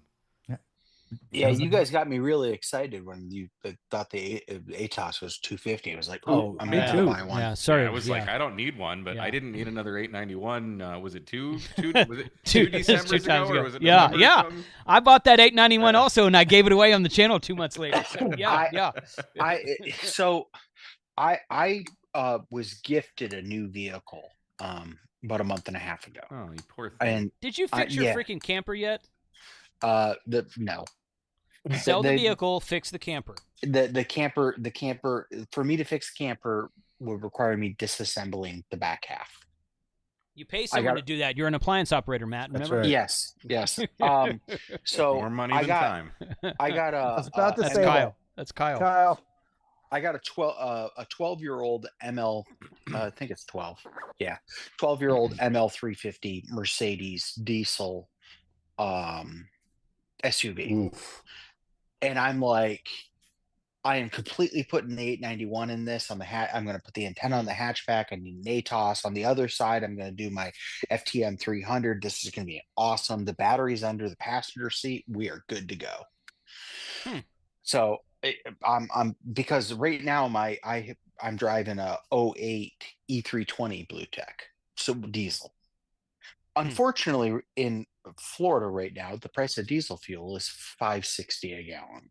It's almost that much here. It's almost, well, God. Did you, hey, Shane, don't tell me right now, but I hope you got that job. So which one are you talking about? Because there's two of them. The last one I was talking about, the one that was going to take you out of California. Yes, I actually got a phone call from the lieutenant this morning saying that you've passed everything. We are good to go. Congratulations. You want to talk about that or no? Sure. I just okay. So Shane is no. Don't worry about Matt. He talks all the time anyway. So Shane got a job. Well, got an offer for a job, or he got an interview. I'll put it that way. Yes. To be a radio tech for the Navajo Nation Police and Fire. Is that correct? Navajo County Sheriff's Office. Awesome. In Phoenix or in Arizona? No, they're about an hour west of the New Mexico border on I-40. Yeah. Oh wow. Yeah. Okay. They're between Winslow.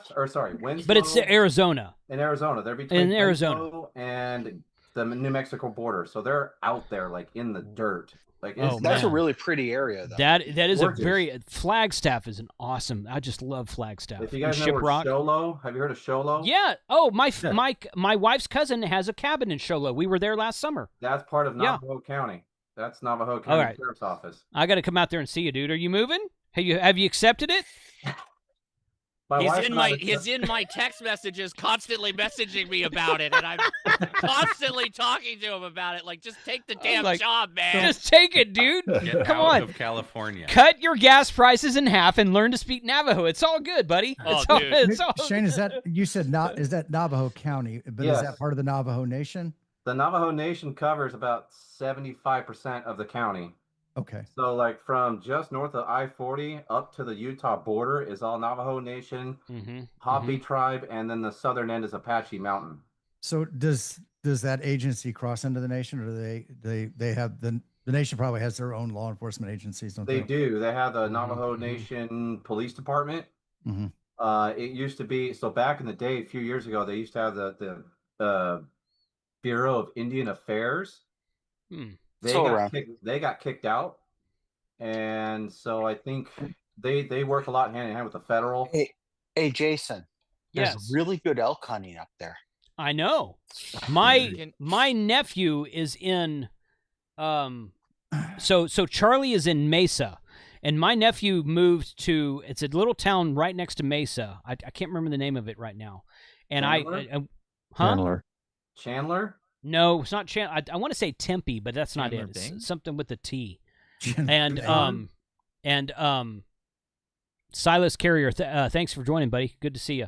So I told I was like, dude, you find us a freaking place to go or mule deer and elk hunting up there. So hopefully this winter, I'm going to be hunting in Arizona. Hopefully, fingers crossed. If you can bring an extra, I'll go. Can you, Shane? Can you confirm that Navajo Nation is right next to the Rhythm Nation? The what? Yes, it is. Okay, yes, it is. Thank you. Yep. Oh, okay. Gotta have rhythm. Yeah, rhythm. You gotta have the rhythm. I heard it moves you.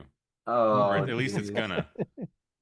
So yeah, you just got read a bunch of Tony Hillerman books before you move out there, Shane. You'll be good to go. So my wife works for Target, as you all know, and the nearest Target to there is 2 hours away in Flagstaff. Oh no! Oh, now I understand part of the problem. Yeah. So there's she's kind of over Target right now. She's been there for 11 and a half years. What's the cost of living difference? Tremendous. Astronomical. It's Arizona to California. What do you think it is? And especially rural Arizona. Yeah. Oh, yeah. Like it's more expensive in Show Low and it's more expensive in Phoenix because Phoenix is more metro and Show Low has a bigger infrastructure. That's still way cheaper than California. Still, compared to California, bro, oh my God. It is See, unbelievable. Shane, if I could give you a little bit of business advice, there's 3 national forests in the southern part of the county there. I would probably find a house that you could create a Polo Airbnb.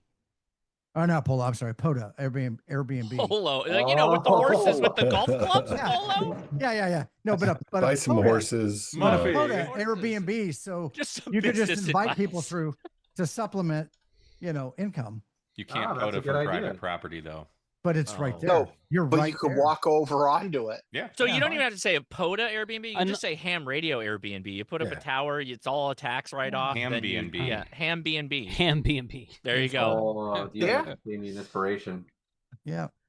I need some, Robbie, I need some Mezzi and Poloni coax. I need about 1,500 feet, and I'll run an antenna down to Galveston Island State Park from my Airbnb house in Galveston. It still wouldn't work. It's not. Your station and your antenna need to be in the park. I just won't invite you, Mike, and no one else cares.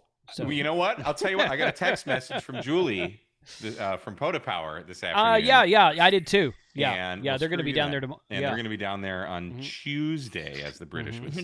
Tuesday, that's right. Tuesday. Hey, Mike. Mike, they invited me as if I need an invitation to go to an island in the freaking state that I live in. I can just go there. Mike, when are you heading up to? What day are you heading up to Dallas? I don't know what the heck the deal is with that. I think Thursday. I think that's when think that's when she flies in. But I still don't know the details of anything. I'm just gonna be there and I'm gonna go POTA when they tell me to go. I'm always in case you haven't known this about me. I'm always the last person to find out. They texted me today and they're like, "Hey, are you gonna be in Galveston next week?" I'm like, "No, we won't be back down there till probably like maybe in May, but realistically Labor Day at the latest." Well, I'm not talking about Labor Day or Memorial Day? Labor Day. Oh, yeah, wow. You're far away though. Like I can make a day trip out of it. 5 hours is not far in Texas lingo. I understand, but I thought 6 was the manly. But you couldn't just go down there for the day. I can. Yeah, I mean, I've done it before, but yeah, it's kind of brutal. Yeah, it's not. But you want to wake up? I need to go down there and check on that freaking Meshtastic node I put down there and see how it's doing, and do some driving around the island on MeshCore and see how that's doing. Oh, you have a MeshCore up too? No, I don't. I want to because I've never tested MeshCore down there. But Rob and I found a couple of MeshCore repeaters on the map on the island of Galveston. When we were, Jason, if only you had somebody you knew that lived like a couple hours away that could go check that for you. Well, so I might go down. That would involve me. It depends on if I can get. I need to get like 2 more videos for next week done, which I was working on one all day today. But I perhaps it was a bit ambitious of me to think that I could make 7 LinkedIn fed half waves in a day.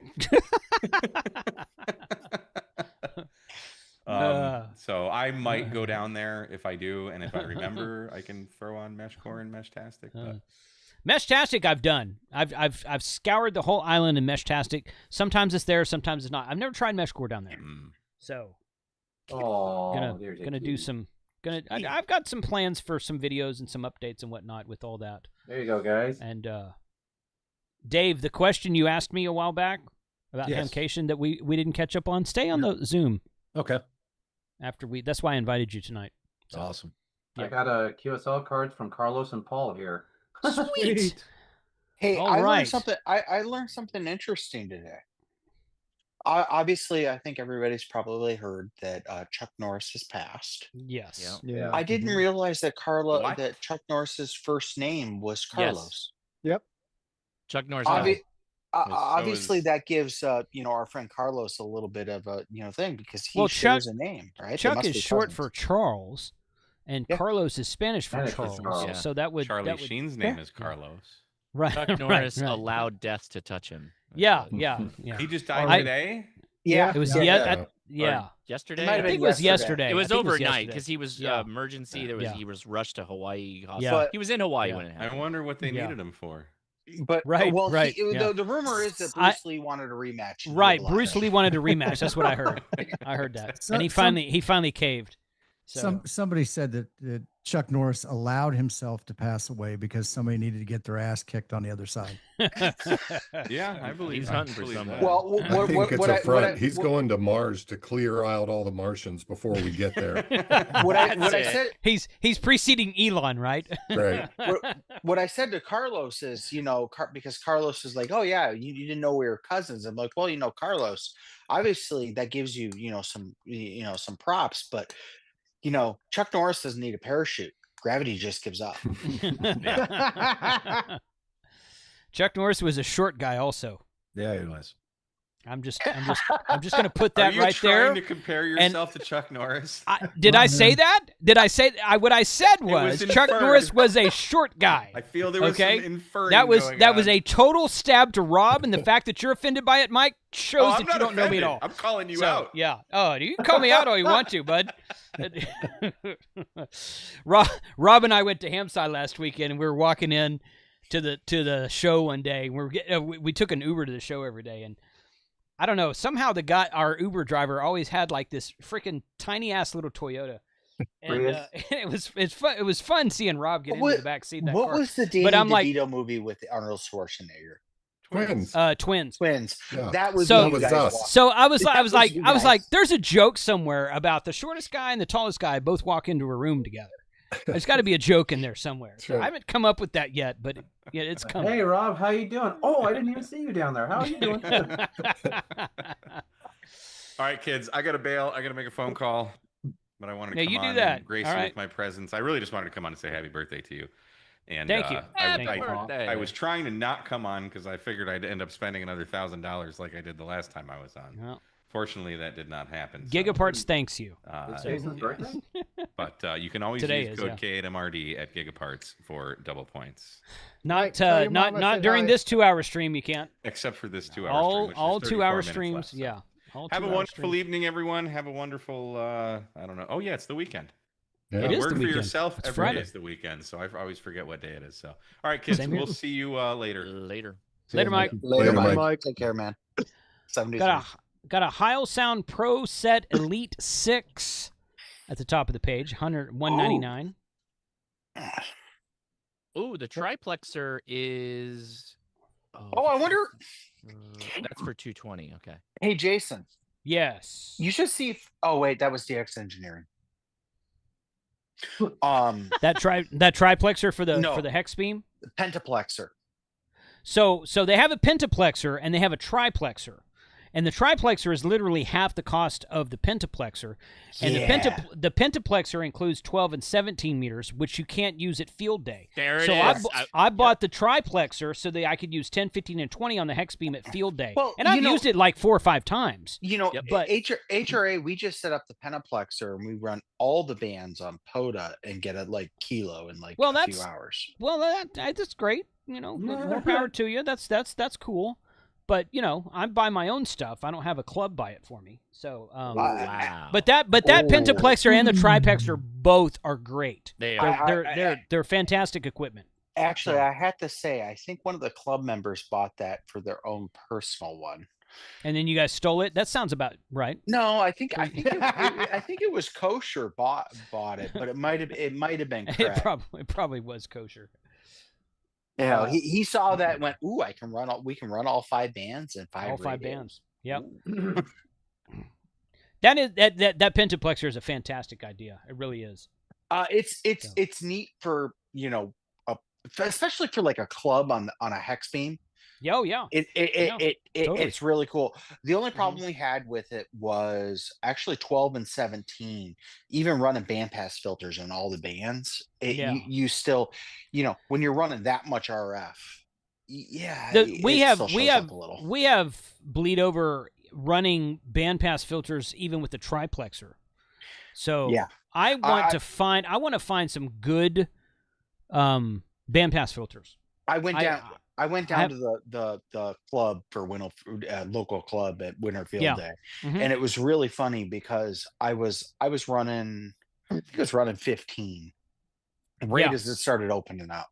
Yeah, and I'm sitting there, and all of a sudden I got this interference, and it was the second time hearing. I'm like, wait a second, that's the club call. and I leaned back and I'm like, who's doing 17 on 50? Who's doing CW on 15 meters? Guy raises a hand. I'm like, okay. He's like, why? I said, because I just copied the club call, and and it was really funny because everybody else was older than me, and they all turned to go, CW? I'm like, yeah. But and then I go, but I can only send it 10 words a minute. Dude, I can copy at 25. There's I can nothing wrong with that. There's nothing wrong with that. You want to impress the old guys? Get them those kids that come out to Huntsville every year. Oh, that's all they do. That's all they do is POTA on CW. I'm like, oh my god, what? I was too busy. Like, it took me 5 years to learn CW. I was too busy rebuilding engines when I was their age. I didn't learn CW. Well, electric cars, you don't have to rebuild them. No, they just catch on. They just catch on fire. They burn up. You buy a new one, I guess. Yeah, or they just put you in the wall. They just pick up the electric car when it's on fire and drop it in a tank of water. Yes. I would say there's no such thing as a 65 Mustang with an electric engine, but that is wrong. I have actually seen one. Oh boy. They gutted one. It looked really cool. You open the hood and you're like, what the hell is this? I bet you it's faster. It's got a lot of torque. It's got a better 0 to 60, but when you start it, you have to put on a skirt because it does not sound like a Mustang. No, okay? I mean, it's just if you put a big enough sound system on the exterior, now you have an Audi. I hate that. That's not a muffler. A sound system's not a muffler. I'm sorry. You guys know that on the BMW M series now, they literally pipe engine noise into the cab. Well, they've been doing that for a while. That's hilarious. The Mach E, I got a Mach E for a while. It's like a loaner car, and literally when you put it in sport mode, it adds like a weird digital electric noise on it. I'm like, bro, I don't want this. I know it's an electric car. I don't care. I don't need.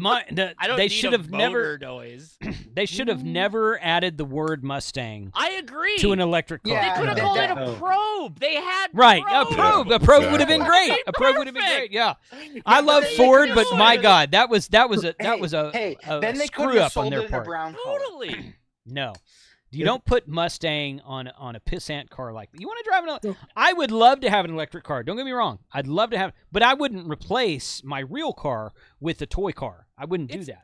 The Mach-E's a cool car, but at no time does it deserve the name Mustang. It doesn't deserve the name Mustang at all. As someone who both drives daily an electric car and owned a Mustang, no. You own a Mustang, Josh? Yeah. I rebuilt a 67 Mustang. It was my first car. Oh, my Lord. 67, 68 was my favorite year, man. My dad had the fastback. The 67 fastback. You can get a 390 in that bag. Yeah, oh, yeah. If you guys want to see a cool YouTube channel, it's EV West. Yeah, EV West. That guy takes all kinds of cars and converts them over to EVs.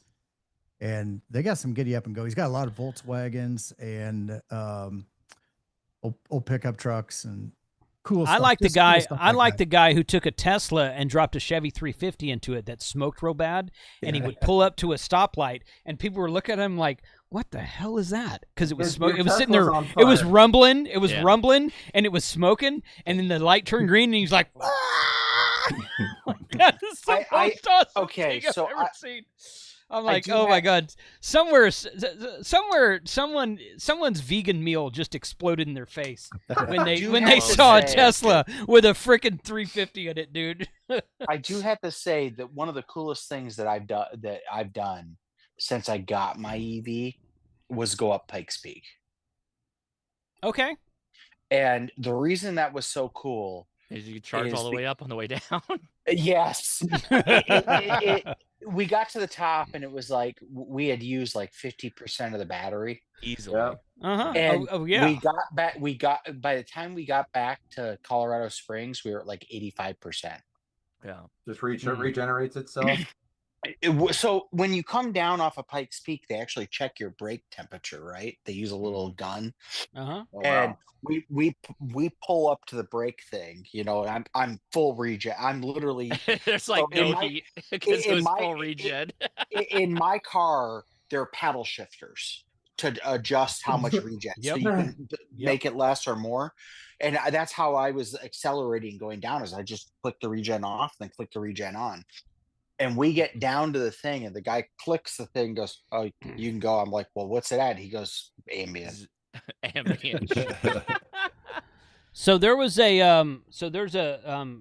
I went to Hamsci last week, and I went up a day early, and I met Good Game and Ed Wilson into XDD. He's the Hudson Division Director for ARRL up there, and we went to a school, and I got a video on this that you guys will see soon if you watch my videos. We went to a high school, and they tested 150-ish kids for their ham radio license that day. Oh, wow. 131 kids passed their technician test. Wow. Probably about 20 to 30 more did a tech to general or general to extra upgrade. So we're probably about 150-ish tests given that day. Well, probably about 170 tests, but a few of the kids didn't pass. But 131 new license holders were granted that day for technician. Hold on a second. Let me finish. Fantastic. Okay? That's fantastic. These kids, yeah, it is. These kids, a lot of them, they partner with a neighboring school. Okay, Frank, I've been meaning to talk to you about this because you'll like this, okay? So they do a solar car project every year. Oh. And they're coming to Texas Motor Speedway in July, and they're building a solar car. I saw part of it there. Okay, it's a totally solar car. A kid drives it, and they do a trek around Texas. Sometime one year they'll do laps around the speedway. This year they're doing a road trip. They're doing a trek around Texas. They're going to Lufkin and then to like San Antonio, Austin area, somewhere over there. And these guys with this school, they're like, we're going to participate. We're not trying to win. They're putting an HF radio in their car, and they're going to do HF the whole time on their solar car. And they have VHF also. And the whole thing's going to be a ham radio solar car. Oh, and wow. I'm like, oh my God, I am so going to follow you guys in my gas guzzling V10 because, you know, because I mean, offset the emissions. So yeah, totally. Yeah. I gotta, balance the scales a little bit. So that's gonna be freaking cool, man. Because, and these kids are really into it. I met 3 or 4 of these kids. These are Good Games kids. And they're like, well, these are kids for this guy named Everton, who's a teacher. Amazing. Yeah, you know Everton. Yeah. Oh, Everton's a great dude. Times. Yeah, we've had him on the live streams multiple times. Oh, good. Yeah. So he's one of Good Game students, and they do some really cool stuff up there. So you guys keep watching the channel for that. I got some video with them. But anyone who tells you that kids are not interested in ham radio, introduce Everton's them. The teacher out of that institute. Correct. That yeah, he's the teacher. Everton's the teacher. Cooking. He's got kids coming through there constantly getting licensed. And I asked him, I was like, dude, how many kids have you gotten licensed since you went through Steve's class? And he said roughly about 800. Crazy. So if you want a Teachers Institute, Josh does a live stream every year with a fundraising thing. I did one last year. Mm-hmm. Anyone who thinks that students are not interested in ham radio, wake the hell up. Okay, because let's get some support for these guys because Steve he's going to do 21 Teachers Institute sessions in 2026. Wow. That's his goal. 21. He's like he could do it with like 7 or 8, but 10 is his goal. 10 teachers per session. He's going to do 21 of them throughout the course of the year. And he's doing a fantastic job out there. Just an excellent job out there. The big point is show me a better way to get youth involved. I'll support it. I can't think of one. No. I can't think of one. In an education space where they're learning something is literally the best case scenario. It's a fantastic thing to support. And it's part of it's not a ham radio class, it's a STEM class. That's right. That involves ham radio. So they do a lot of other stuff too, but it's a fantastic program. So we're going to have Steve on again in a few months and we're going to talk about that a little bit more. But yeah, Teachers Institute, ARRL. You guys don't want to support the ARRL, you don't want to be a member? Okay, cool. But they are doing the youth programs through Teachers Institute, and it's going to be freaking awesome. And that fund is just for Steve. It's correct. Not the general fund of the ARRL. So that's right. I'm piggybacking on Jason's point. If you don't support the ARRL, that's fine. You're just supporting Steve. You can do that. I'm going to piggyback on what you're saying. you can do a directed donation specifically for the Teachers Institute. Yes. That's what we've done that numerous times. So Kyle takes all the money raised from the last 3 years from our POTA event on Friday before Huntsville Handfest, and all the extra money goes to Teachers Institute. I did my 30 days of ham radio last year. We raised $13,000 or $14,000, $15,000, something like that, somewhere in there. I have to go back and look at the numbers. Josh has done something for the last 3 years and raised between $10,000 and $20,000 per year, and that all goes to Teachers Institute. Almost 40. Almost over 40,000. Yeah. Okay. So and I mean, all of that goes to Teachers Institute. It does not go to ARRL Fund. Yep. It's a fantastic program. I encourage anyone. GIGAPARTS, and I know you guys at GIGAPARTS have talked to them before. I encourage anyone. In fact, I was talking to Steve. He typically gives an FT70 and a Zoom spot and a Baofeng to his teachers. I think I got him swayed over to All-Star. I was like, you need to do All-Star. You need to do All-Star. He's like, tell me about All-Star. We talked about it for like 20 minutes. He's like, that sounds awesome. I'm like, yeah, because you can use a Fang to talk into All-Star. Yeah. So that's true. So yeah, we're gonna try to do. I'm gonna try to do some All-Star stuff with Steve for the Teachers Institute. There, we'll get All-Star nodes set up at these different schools and whatnot. It'd be awesome. But yes, thank you, Frank. Yeah, I just shared the link to the Teachers Institute in the chat there. Yeah. Definitely, I'm interested in coming out and I knew you would like that. Talking and we'll do that. Dude, that would just be so much fun to follow them. If you guys in Texas or you want to drive to Texas, you're interested in the solar car project, hit me up on email, Discord, whatever. It's in July. We got plenty of time, but we're gonna do a thing. We're gonna absolutely do a thing out there. So you gotta do a video where you put the radios, because they need radios to communicate, right? Right. Yeah. Well, they're building the car in freaking Connecticut, so it's going to be done by that. And then they put it on a truck and they drive it here, so it's going to be done by the time it gets here. But sure, we're gonna ground crew communication. So if you can get all those kids licensed, they can use radio. Well, they're on. I think all of them are licensed already, man. There you go. But yes, absolutely. Yeah, totally. That'll be a thing. That'll totally be a thing. Yep. Yeah, 20-minute warning, everybody. Yeah, 20-minute warning. Let's see. We're at 20 minutes and 4 seconds, according to this website right here. I'm $420 in right now. I gotta. Only? Let's see where I'm at. So I've mentioned this on all the shows. Usually when you have these, at least one of these, Jason, is before I do my camp out for the Ham Radio Crash Course. Oh yeah. And I end up buying a lot of the raffle prizes and stuff. Yes, like during this show because it's a deal. So that's what I end up doing. I gotta come out there for that one time, man. But I don't want to fly. I want to drive. So that kind of sucks, I guess. Yeah, it's not. It's kind of like going to Florida, kind of thing. I actually enjoy the drive. I do enjoy, but you got to allocate time before and after, right? It's not just like take 2 days off and do it. Well, Jason, you just got to ask your employer. My employer is a complete jackass, so I have had trouble getting. I mean, he made me go to Hamcation on Valentine's Day this year. I told my wife, I was like, I am pissed. I got to go to Florida. What the hell? I got in some trouble for that. I had a gold necklace to get me out of that kind of. Oh my god! My wife just rolled her eyes. She's like, okay. I was like, you can come with me if you want to. We don't actually. I tried it. We don't actually do Valentine's Day. When we first got married, we went out the first 2 or 3 years, and the lines and the wait everywhere just, even if you called a week ahead and make a reservation, it just sucked. I was like, let's go out on like February 16th, and she's like, okay. And so we don't really do Valentine's Day anyway. So it was all good. What I did after Orlando is that Saturday we had a nice dinner and a meal, and we watched some TV, and it was nice. That's what I like doing on Valentine's Day. Yep. I hate going out. I hate the big grand gestures. I don't like the crowds. I just want to hang out and do something nice. Dude, if I cooked for her, she would love that. I'm not a big cook, but I'm starting to get a little bit more into it. So speaking of cooking, here's the funny thing about Arizona, where this place is. Since the infrastructure is not quite up to where we are right now, my wife is like, oh, so that means you can learn how to cook? I was like, oh, yeah. In Arizona, you can just cook on the ground. Yeah. Put the skillet out in the concrete, bam. Vegas vacation, just put it on a rock. The biggest life hack you can do for all the gentlemen that have to plan dates for Valentine's Day is get your lady to be okay with doing Valentine's Day the weekend before or the weekend after. That is the pro tip. That's the pro tip. That's what we then you can go anywhere you want, and there's it doesn't even have to be the weekend, man. Just do it on Monday.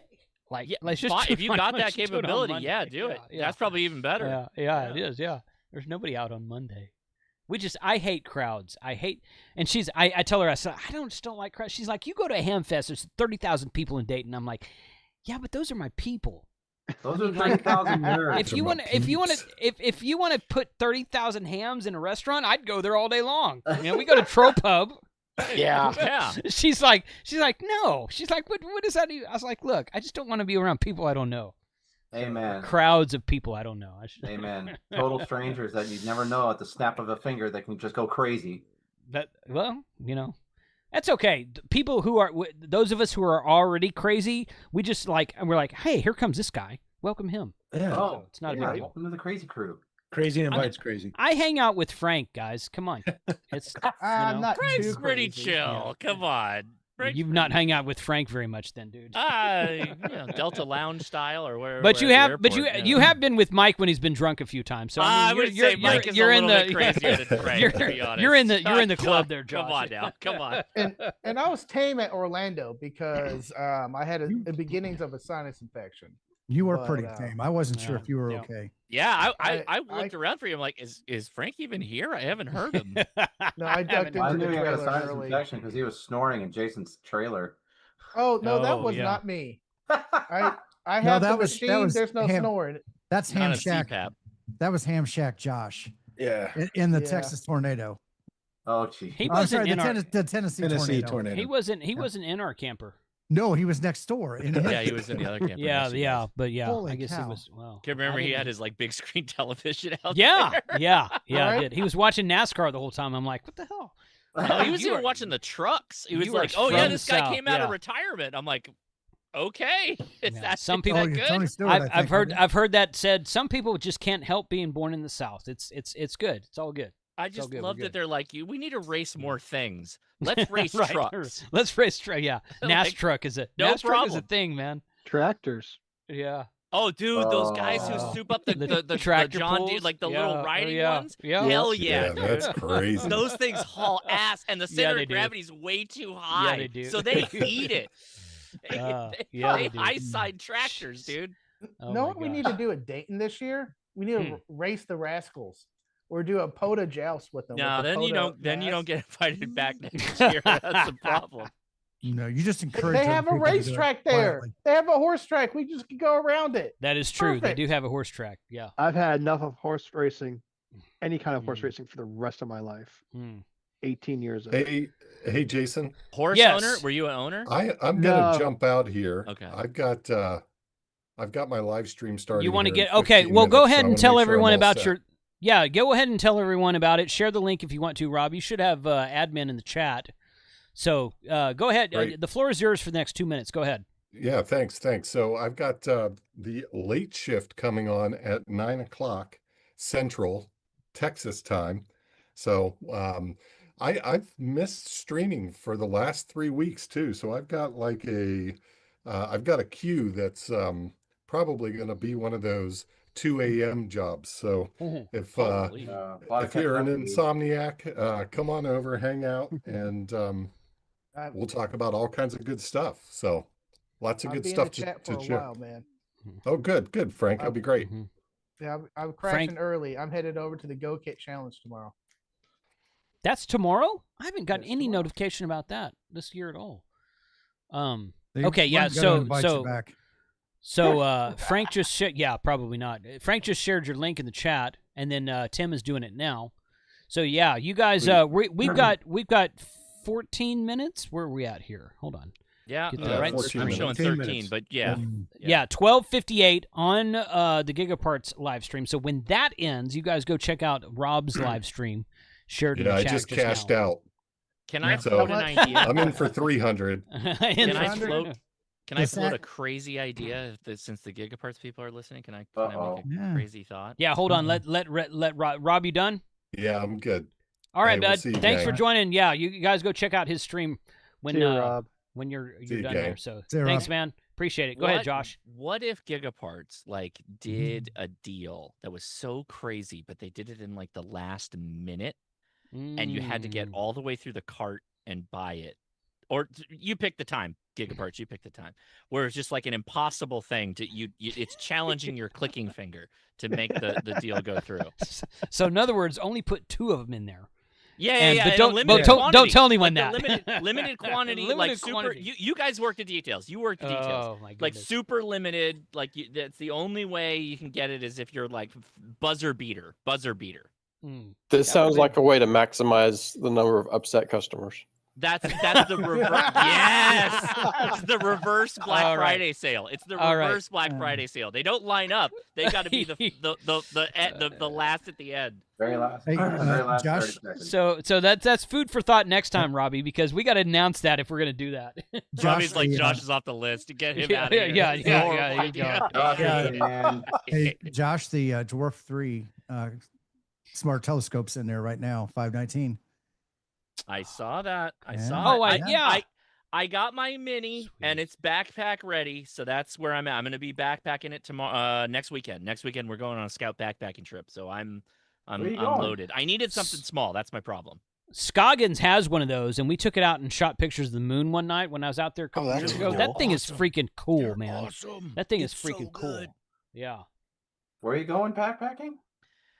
Zusa. So I get to do the trifecta. I'm gonna do some astronomy. I'm bringing my gold pan because we're gonna be on the west fork of the Azusa, the San Gabriel. So there's gold in the water, and I will be bringing a radio. So I'm gonna be doing all the no fly rod. You know what? You sold me. I'll pack a fly rod too. Just chuck me into it. Twist my arm. Take a Zygu radio with you, and take an antenna with an open feed on one end. And plug it into the gold and just tune up the gold and do some ham radio. There you go. Absolutely. If you have a metal panning pan, whatever they're called, gold panning pan. Hey, Josh. I got to tell you, Chris has a drift boat and he lives up by Park City and he drifts out by he takes it out on the green, right?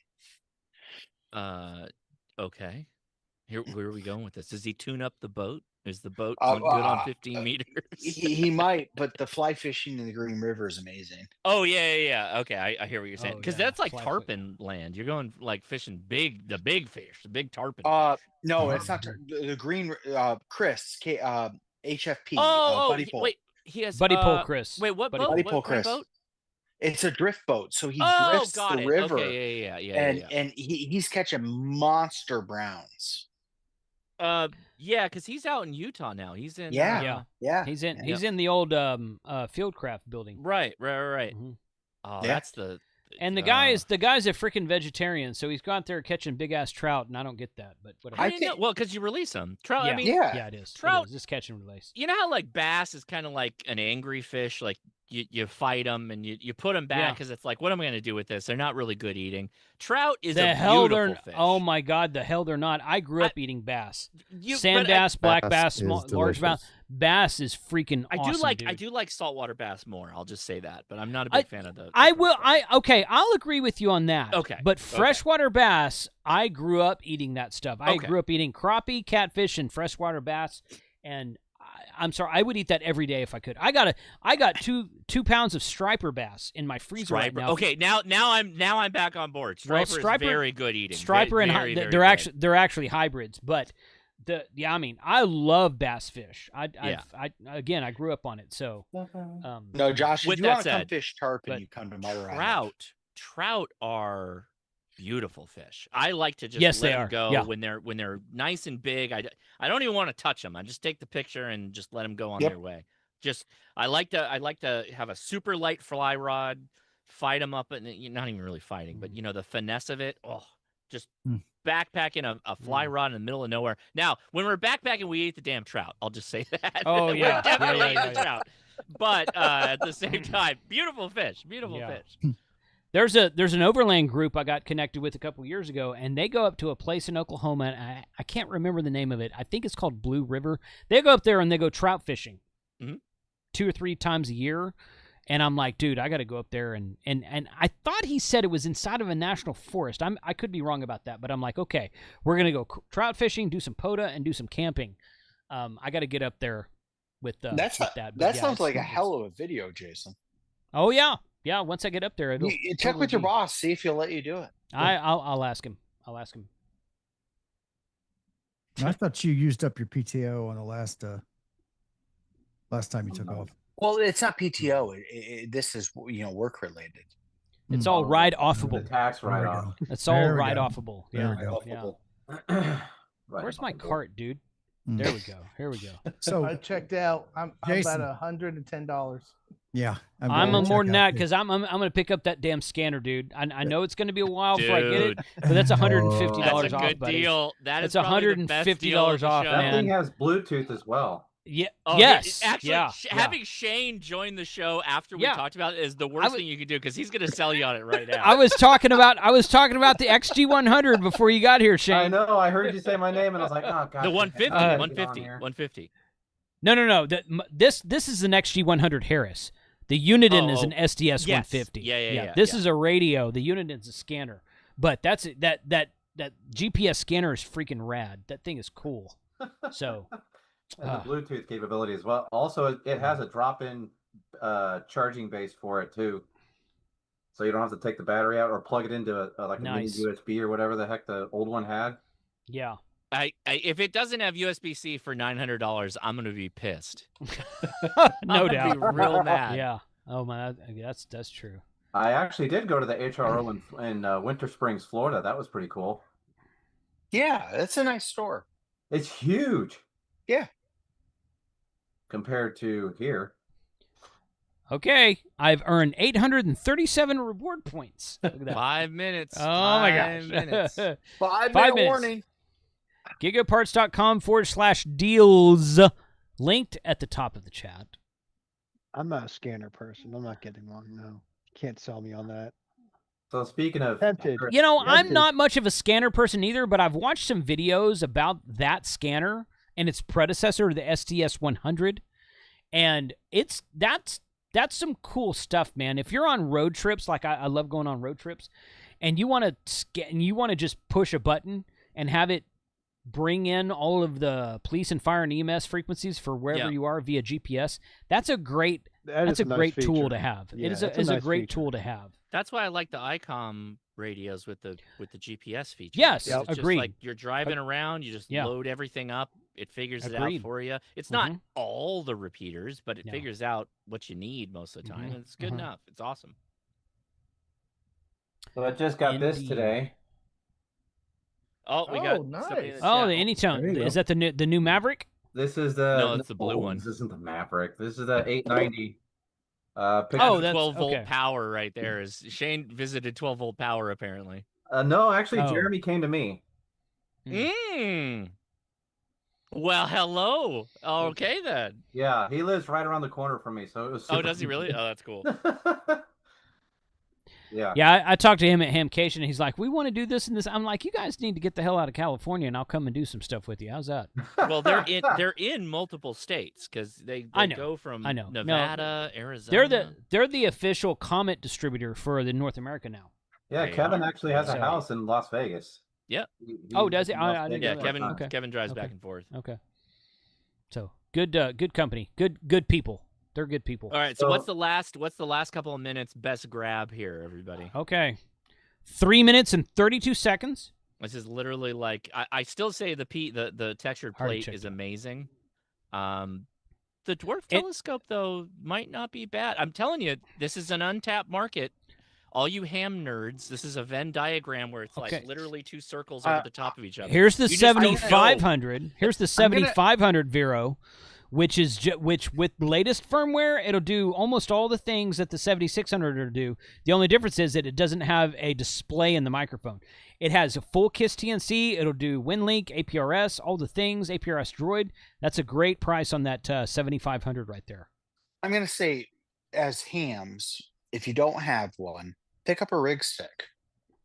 Agreed. Because totally. You're talking about the antenna deal, analyzer? Yeah, the deals on the rig stick right now, the rig expert rig stick, 230, the 230, the 500, or the Pro. Pick one of them up. They are the best thing ever. If you can swing it, go with the Pro. The Pro is really good. That's my favorite. That's the one I've got. That's my favorite one. I love the Pro. The Pro is the perfect sweet spot for ham radio operators. I don't do anything. I don't make I'm an appliance operator, but I don't make UHF antennas, so I don't really need a Pro. But Chameleon tripod is down to 84 from 97. The Chameleon tripod is what I use for most of my POTA activations when I'm using a vertical, almost all the time. Yeah, that's a good deal. When I went to Hawaii, or the Chameleon specifically. Okay, I've got the Alpha one. I really like the Alpha tripod. I mean, they're both good, but I take the Chameleon, I throw a backpack on one of the legs. It's not falling out over at all with a 17-foot whip. That's it. It's great. All right, Josh. Okay, so hold on. Gigapart says we'll stop taking offers at 9 p.m. Central. Then we'll give 10 minutes for everyone to check out before we put the prices back to normal. And they've done this in the past. Yeah. So Awesome. you've got another 12 minutes basically to check out, to get your cart done and check out. 1 minute 19 seconds on the screen right now, and then once that timer ends, you've got 10 minutes to check out. All right, real quick, Josh. The Dwarf 3. Yes. I saw your thing about yours. Yes. Is it as good as yours? Is it? It's better. It's better. Okay. Mine is just more portable. The Dwarf 3, like the Dwarf 3, not the Dwarf 3 2 or the Mini or whatever. That one is better than the one I have. The reason I went with the one I have is because I backpack with it. I literally put it in a backpack and hike out. I'm living off my back. The Dwarf 3 is a very, very good smart telescope. All right, you just cost me $500. Thank you. There you go. How big is it, Jason and Gigaparts, thanks. Thank you, and like welcome. What are the come back next sizes time. of these telescopes? Are they? Like... They're like the size of an 891, Matt.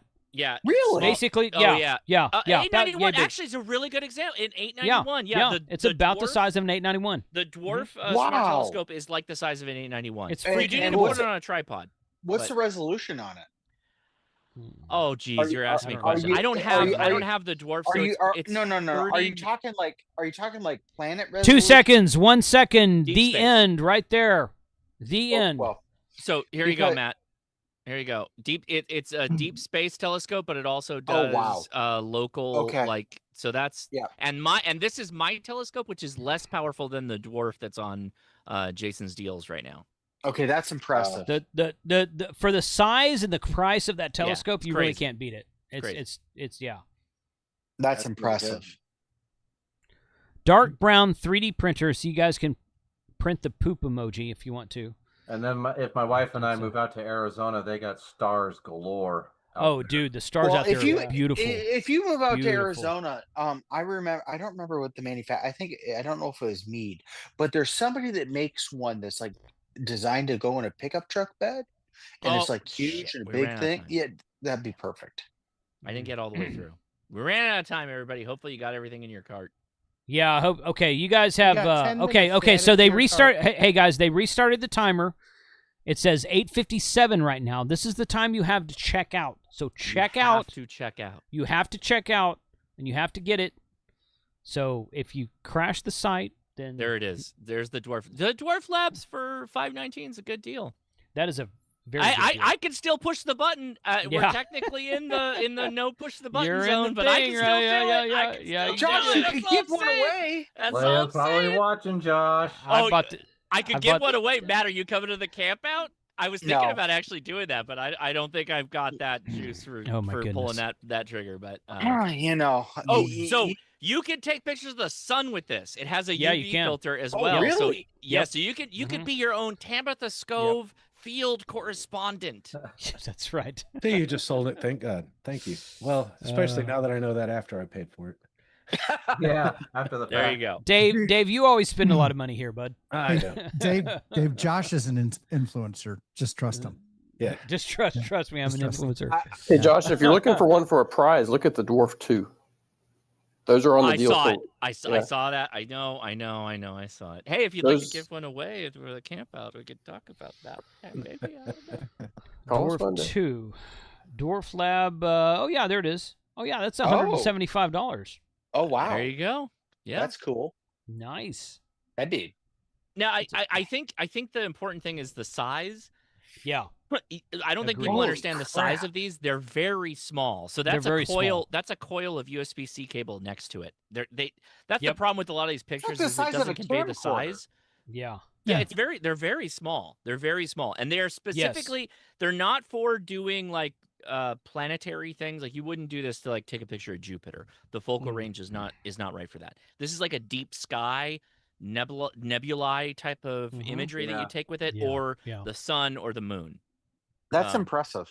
Yeah, they're very good though. I mean, you're going to be impressed with it when you see the size of it and the price you paid for it, and then the quality of picture it takes. I think you're going to be impressed. I know nothing about telescopes, and I'm like, man, that looks really good. So now this is the most appliance operator telescope you could possibly buy. Well, yes. Josh, stop trying to sell me it all. Okay. And you can run it from your iPad. You gotta have one, Matt. Yeah, you can run this from the iPad. You can run it from an iPad. It has an app for running it from your iPad. Yeah. Hey, it's also great for birding if you like to take pictures of birds. This one has a good terrestrial camera lens because it is you can telephoto with it. What about deer? You could deer up some. Only if your deer have wings. You might have just freaking talked me into that when you said birding, and I'm like, dude, can you take pictures of deer across the field? With this one, you can. This one, big ass hogs and whatnot. What about the Dwarf 2? Is that still? I don't know. So now we're getting into the area that I'm not. Yeah. It's good for terrestrial stuff. The Dwarf 2 is good for terrestrial panoramic photos. Jason, click. I'm pretty sure Robbie invites me to do these streams so that I buy a bunch of crap. I think so. I think that's also true. Use code KC5HWB at checkout after 6 minutes from now. I can make some of my money back. Because he's in for a unit in one. I already bought a unit scanner, man. Yeah, already bought that. Yep, already got it. Jason might have the highest numbers of sold. I mean, dollars it's possible. Yeah, he's not just a member; he's also a client. That's right. Yeah. I am not just a member; I'm also a client. This ADHD life has put his total in the chat. Wow, 870. There you go. Yeah. Jason beat that. Jason beat that on like almost the first. Oh my God. Yeah. Yeah. No, I got more than 870 tonight, brother. Sorry. Yeah. So how much time we got left, guys? 4 minutes and 43 seconds to check out, Jason's guys. like, good Lord, get me out of here quick. No I offense closed to the page. GIGAPARTS, I was like, I don't need to but, see no, that I haven't anymore. done it. Oh my God. And Frank, the bad part about buying a telescope is Frank's going to be like, hey, can I use your telescope? I will totally use that, man. Yeah, I know it. Yeah, you would. I know See, you would. that's the coolest part. Dark sky. Jason. Frank's going to be finding dark sky preserves to go to. Oh, I know where they are in Texas. I know where Frank they actually, are. Frank actually knows all that stuff. It's your telescope. It's your telescope, Jason. So you actually took the picture. He owes you all those pictures, and then you can be like, "Look at this picture." I get royalties. I get royalties for the telescope. Yeah, no, I'm good. I'm good. Yeah. You give it to him. You're like, "Yeah, go nuts." You have to give me the telescope pictures. You have to give me. That's right. It'll say KC5HWB is the watermark. Oh my gosh, yeah. Just put that in there. Oh my gosh. Okay, 345 left. Yeah, I bought that damn Dwarf. I got the Dwarf 2. Oh lordy! So it's only $175. No, better call. I think that is because I want to take pictures of my. I want to take pictures of the big ass bucks on my deer lease, which I did that. You're counting the points. You want to see which one you want to shoot. No, I can see the points. I want a close-up picture of it so I can put it on Instagram. Is what I want. What Jason's going to do is he's going to attach a gun to it. And straight out of the jackal. Straight out of the jackal, right? Yeah, I mean, there's a possibility on that. I have the right gun for that. The uranium sprawls, bro. It just sprawls. What I actually want to do is take it and put like a mesh-tastic tracker dart on and shoot some of the smaller deer and the hogs and find out where the hell they go during the off season and then get it and track them. That's really what I want to do. I'm like, look at that. APRS. You could do an APRS tracker. instead. Yeah, little Spec 5. I don't want to turn the deer gay. I'm not going to do an Apple tracker, but I would totally do a Meshtastic or like an APRS tracker. An APRS tracker would be pretty cool. That'd be pretty cool. He just went from shooting something that's like 10 ounces to 2 pounds at a deer. He's gonna kill it with an APRS tracker, a pneumatic APRS tracker, 2 pounds, just kills the deer. Like, well, I wanted to track it, but it's I just wanted to track it. I just wanted to track it. That deer ain't going anywhere now. Oh boy. Ooh, Prep Ham spent 336.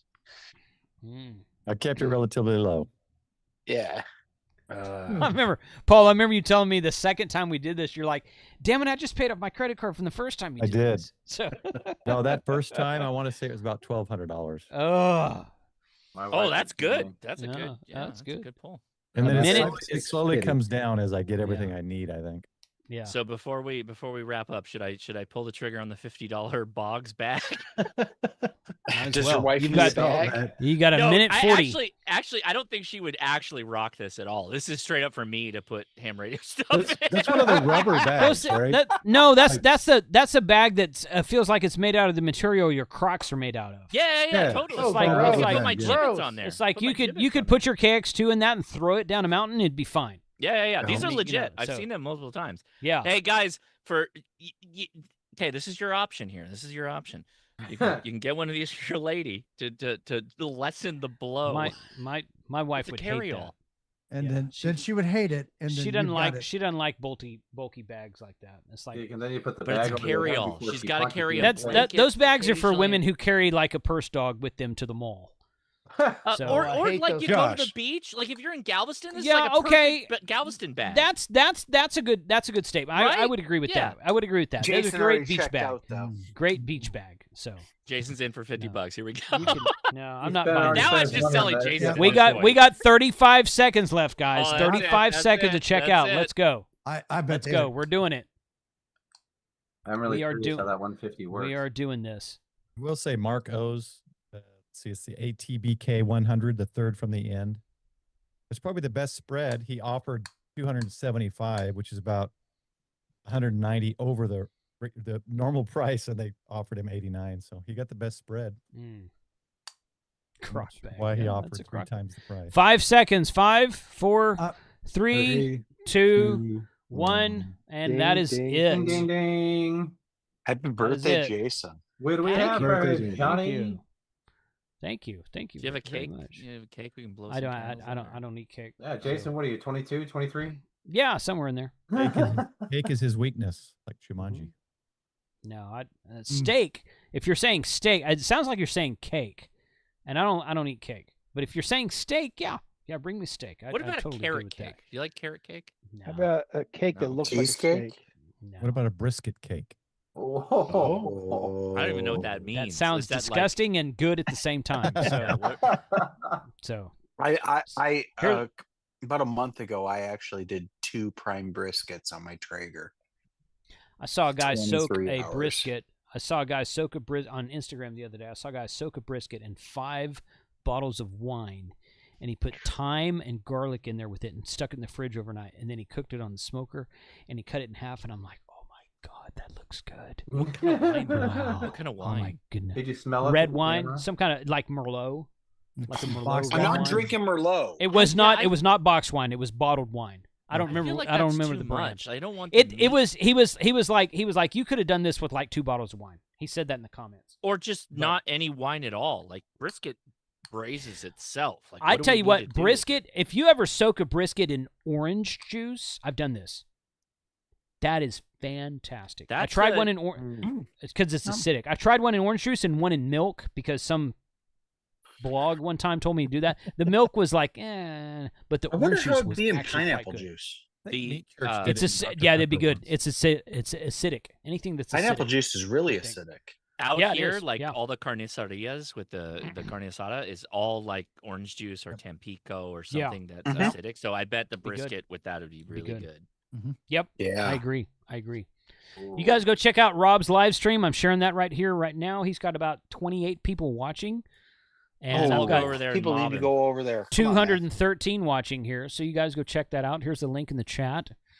Robbie, GigaParts, you guys need anything? No, we're good. Thank you very much, guys. Appreciate it. Do you have a total of the number of orders you sold? I don't have it in front of me. I know it's hundreds and hundreds. Okay. Wow. Send me that info when you've got it. If you don't mind, if you don't mind sharing for it. Me. So I was talking about number of orders, not dollar amount. I was talking about number of orders, but that's good. That's good. Robbie, Jeff, thank you guys. Appreciate you guys allowing me to do this. Is really fun and late night for them. So thank you. Yeah. Happy birthday, Jason. So, yeah. Oh, thank you very much. Thank you very much. Hey, you guys hang out on the Zoom for a second, Robbie, okay? Will do. Okay. Everyone in Zoom, thank you very much for joining me. Where is my freaking... There it is right there. Okay. I'm trying to get the right screen. Yeah, thanks for joining me. Everyone who was here before. Did you just get that, Dave? No, but I have another one. I just got my second one. But he got the Cerakoted special from I Aaron. ordered that. Yeah. I ordered that like 3 months ago. No, he bought that from Aaron. The one from Aaron, the one that didn't work. Did you get it to work? Look at the front. I know. Look at the front. Yeah, it's so I know. cool. It's yeah, so cool. It is, but he couldn't get it to work. He even put a menorah on top of it. Got this one. That's here. the new hacker gadgets. It comes with 7. Yeah, I don't need a menorah on the top of my my no doubt my U console, please. No Thank doubt. you. So, hey, real quick, Jason. What? Do you mind? Do I mind what? What are you doing? I was gonna ask. Do you want to announce something, Tim? I did, guys. Okay. I have got 11 days. Go ahead and announce something, Tim. Go ahead. Go right ahead. I got 11 days. 11 days. I have a 13-year-old son who said, "Dad, you cannot make 5,000 subscribers." I have 11 days. I am 220 subs away, and I am I asking. guess I should sub him. Okay. Yeah, please, Josh. I'd appreciate it. So I would appreciate it. Share the link in the chat, Tim. You should have admin. Yeah. Yeah, that's my thing. And thank you, GIGAPARTS, there you go, for doing this. I appreciate it. I did get the 7600. Nice. I bought the stupid scanner. I shouldn't have done that. Thanks, Tim. Yeah, you did. Hey, We're about to go follow you. stupid scanner. Stupid scanner. That scanner is freaking awesome, dude. You'll see that on a video or two. You're going to be talking to Shane immediately when you get that. Oh yeah, totally. Be listening to Shane, but yeah. Yeah. Shane, he's gonna hit you up for your radio reference account. Yeah, I know. Yeah. I already signed up for that actually. I Anyone else have any announcements or anything? Josh, what are you talking about tomorrow night? Yeah, actually, I'm back. I'm back. Beach Poda Portable. So last week I live streamed from where was I? Ventura, California. Beautiful spot, right where the one starts. Where you go up the coast. Beautiful. Yeah, but yeah. I've been there. Tomorrow, I'm live streaming from Santa Monica Pier, and we're going to scout out a POTA spot because I think, tell me I'm wrong, Santa Monica Beach is a POTA. So the pier is just land from my point of view. So we're going to walk out on the pier. We're going to scout out a spot, set up the antenna, and I am bringing the proper QRP. I'm bringing the that's the one to have. This is it. This is it. This is what we're doing. Yeah, that's the one to QRP have. Station, 50 watts output this time. Fits in my backpack. I'll be rocking it. So it's gonna be it's gonna be good. We will make contacts tomorrow. Yeah, that's the one to have. I love mine. Just don't do Dockweiler. Great setup. No, I'm not doing Dockweiler. All right, guys, everyone go watch Rob's live stream. He's live now. Looks like he's got about 38 going now. So you guys go check that out. We're all going there. We're all going and there. Yeah, everyone go over there real quick. And thanks for joining us tonight. We will catch you next time. I will be live on Sunday with Chris Holloway from the More Expo. So if you've ever gone to More Expo, or if you have not gone to More Expo, it is a overlanding show in Springfield, Missouri. This will be my 5th or 6th year, something like that. There's a good ham radio presence there that we've been building for the last 4 years. If you're in Springfield, Missouri, or somewhere in the area, if you're within a 6-hour drive like I am, go. Late April, mid to late April, something like that. We're going to be talking to Chris, the leader of the show, on this live stream on Sunday. So you guys make sure to check that out. So. This Sunday too, I'm going to do a after action with the POTA, the Go Kit Challenge. The Go Kit people, okay. Yeah, and we're going to be just going over kits and other things we're seeing. That's going to be 6 p.m. Texas time. Cool. Cool, man. Figure out what any other time. All right. You guys go check Rob's live stream. 73 to all, and thanks for joining tonight. Bye. 73, everyone. Later. 73.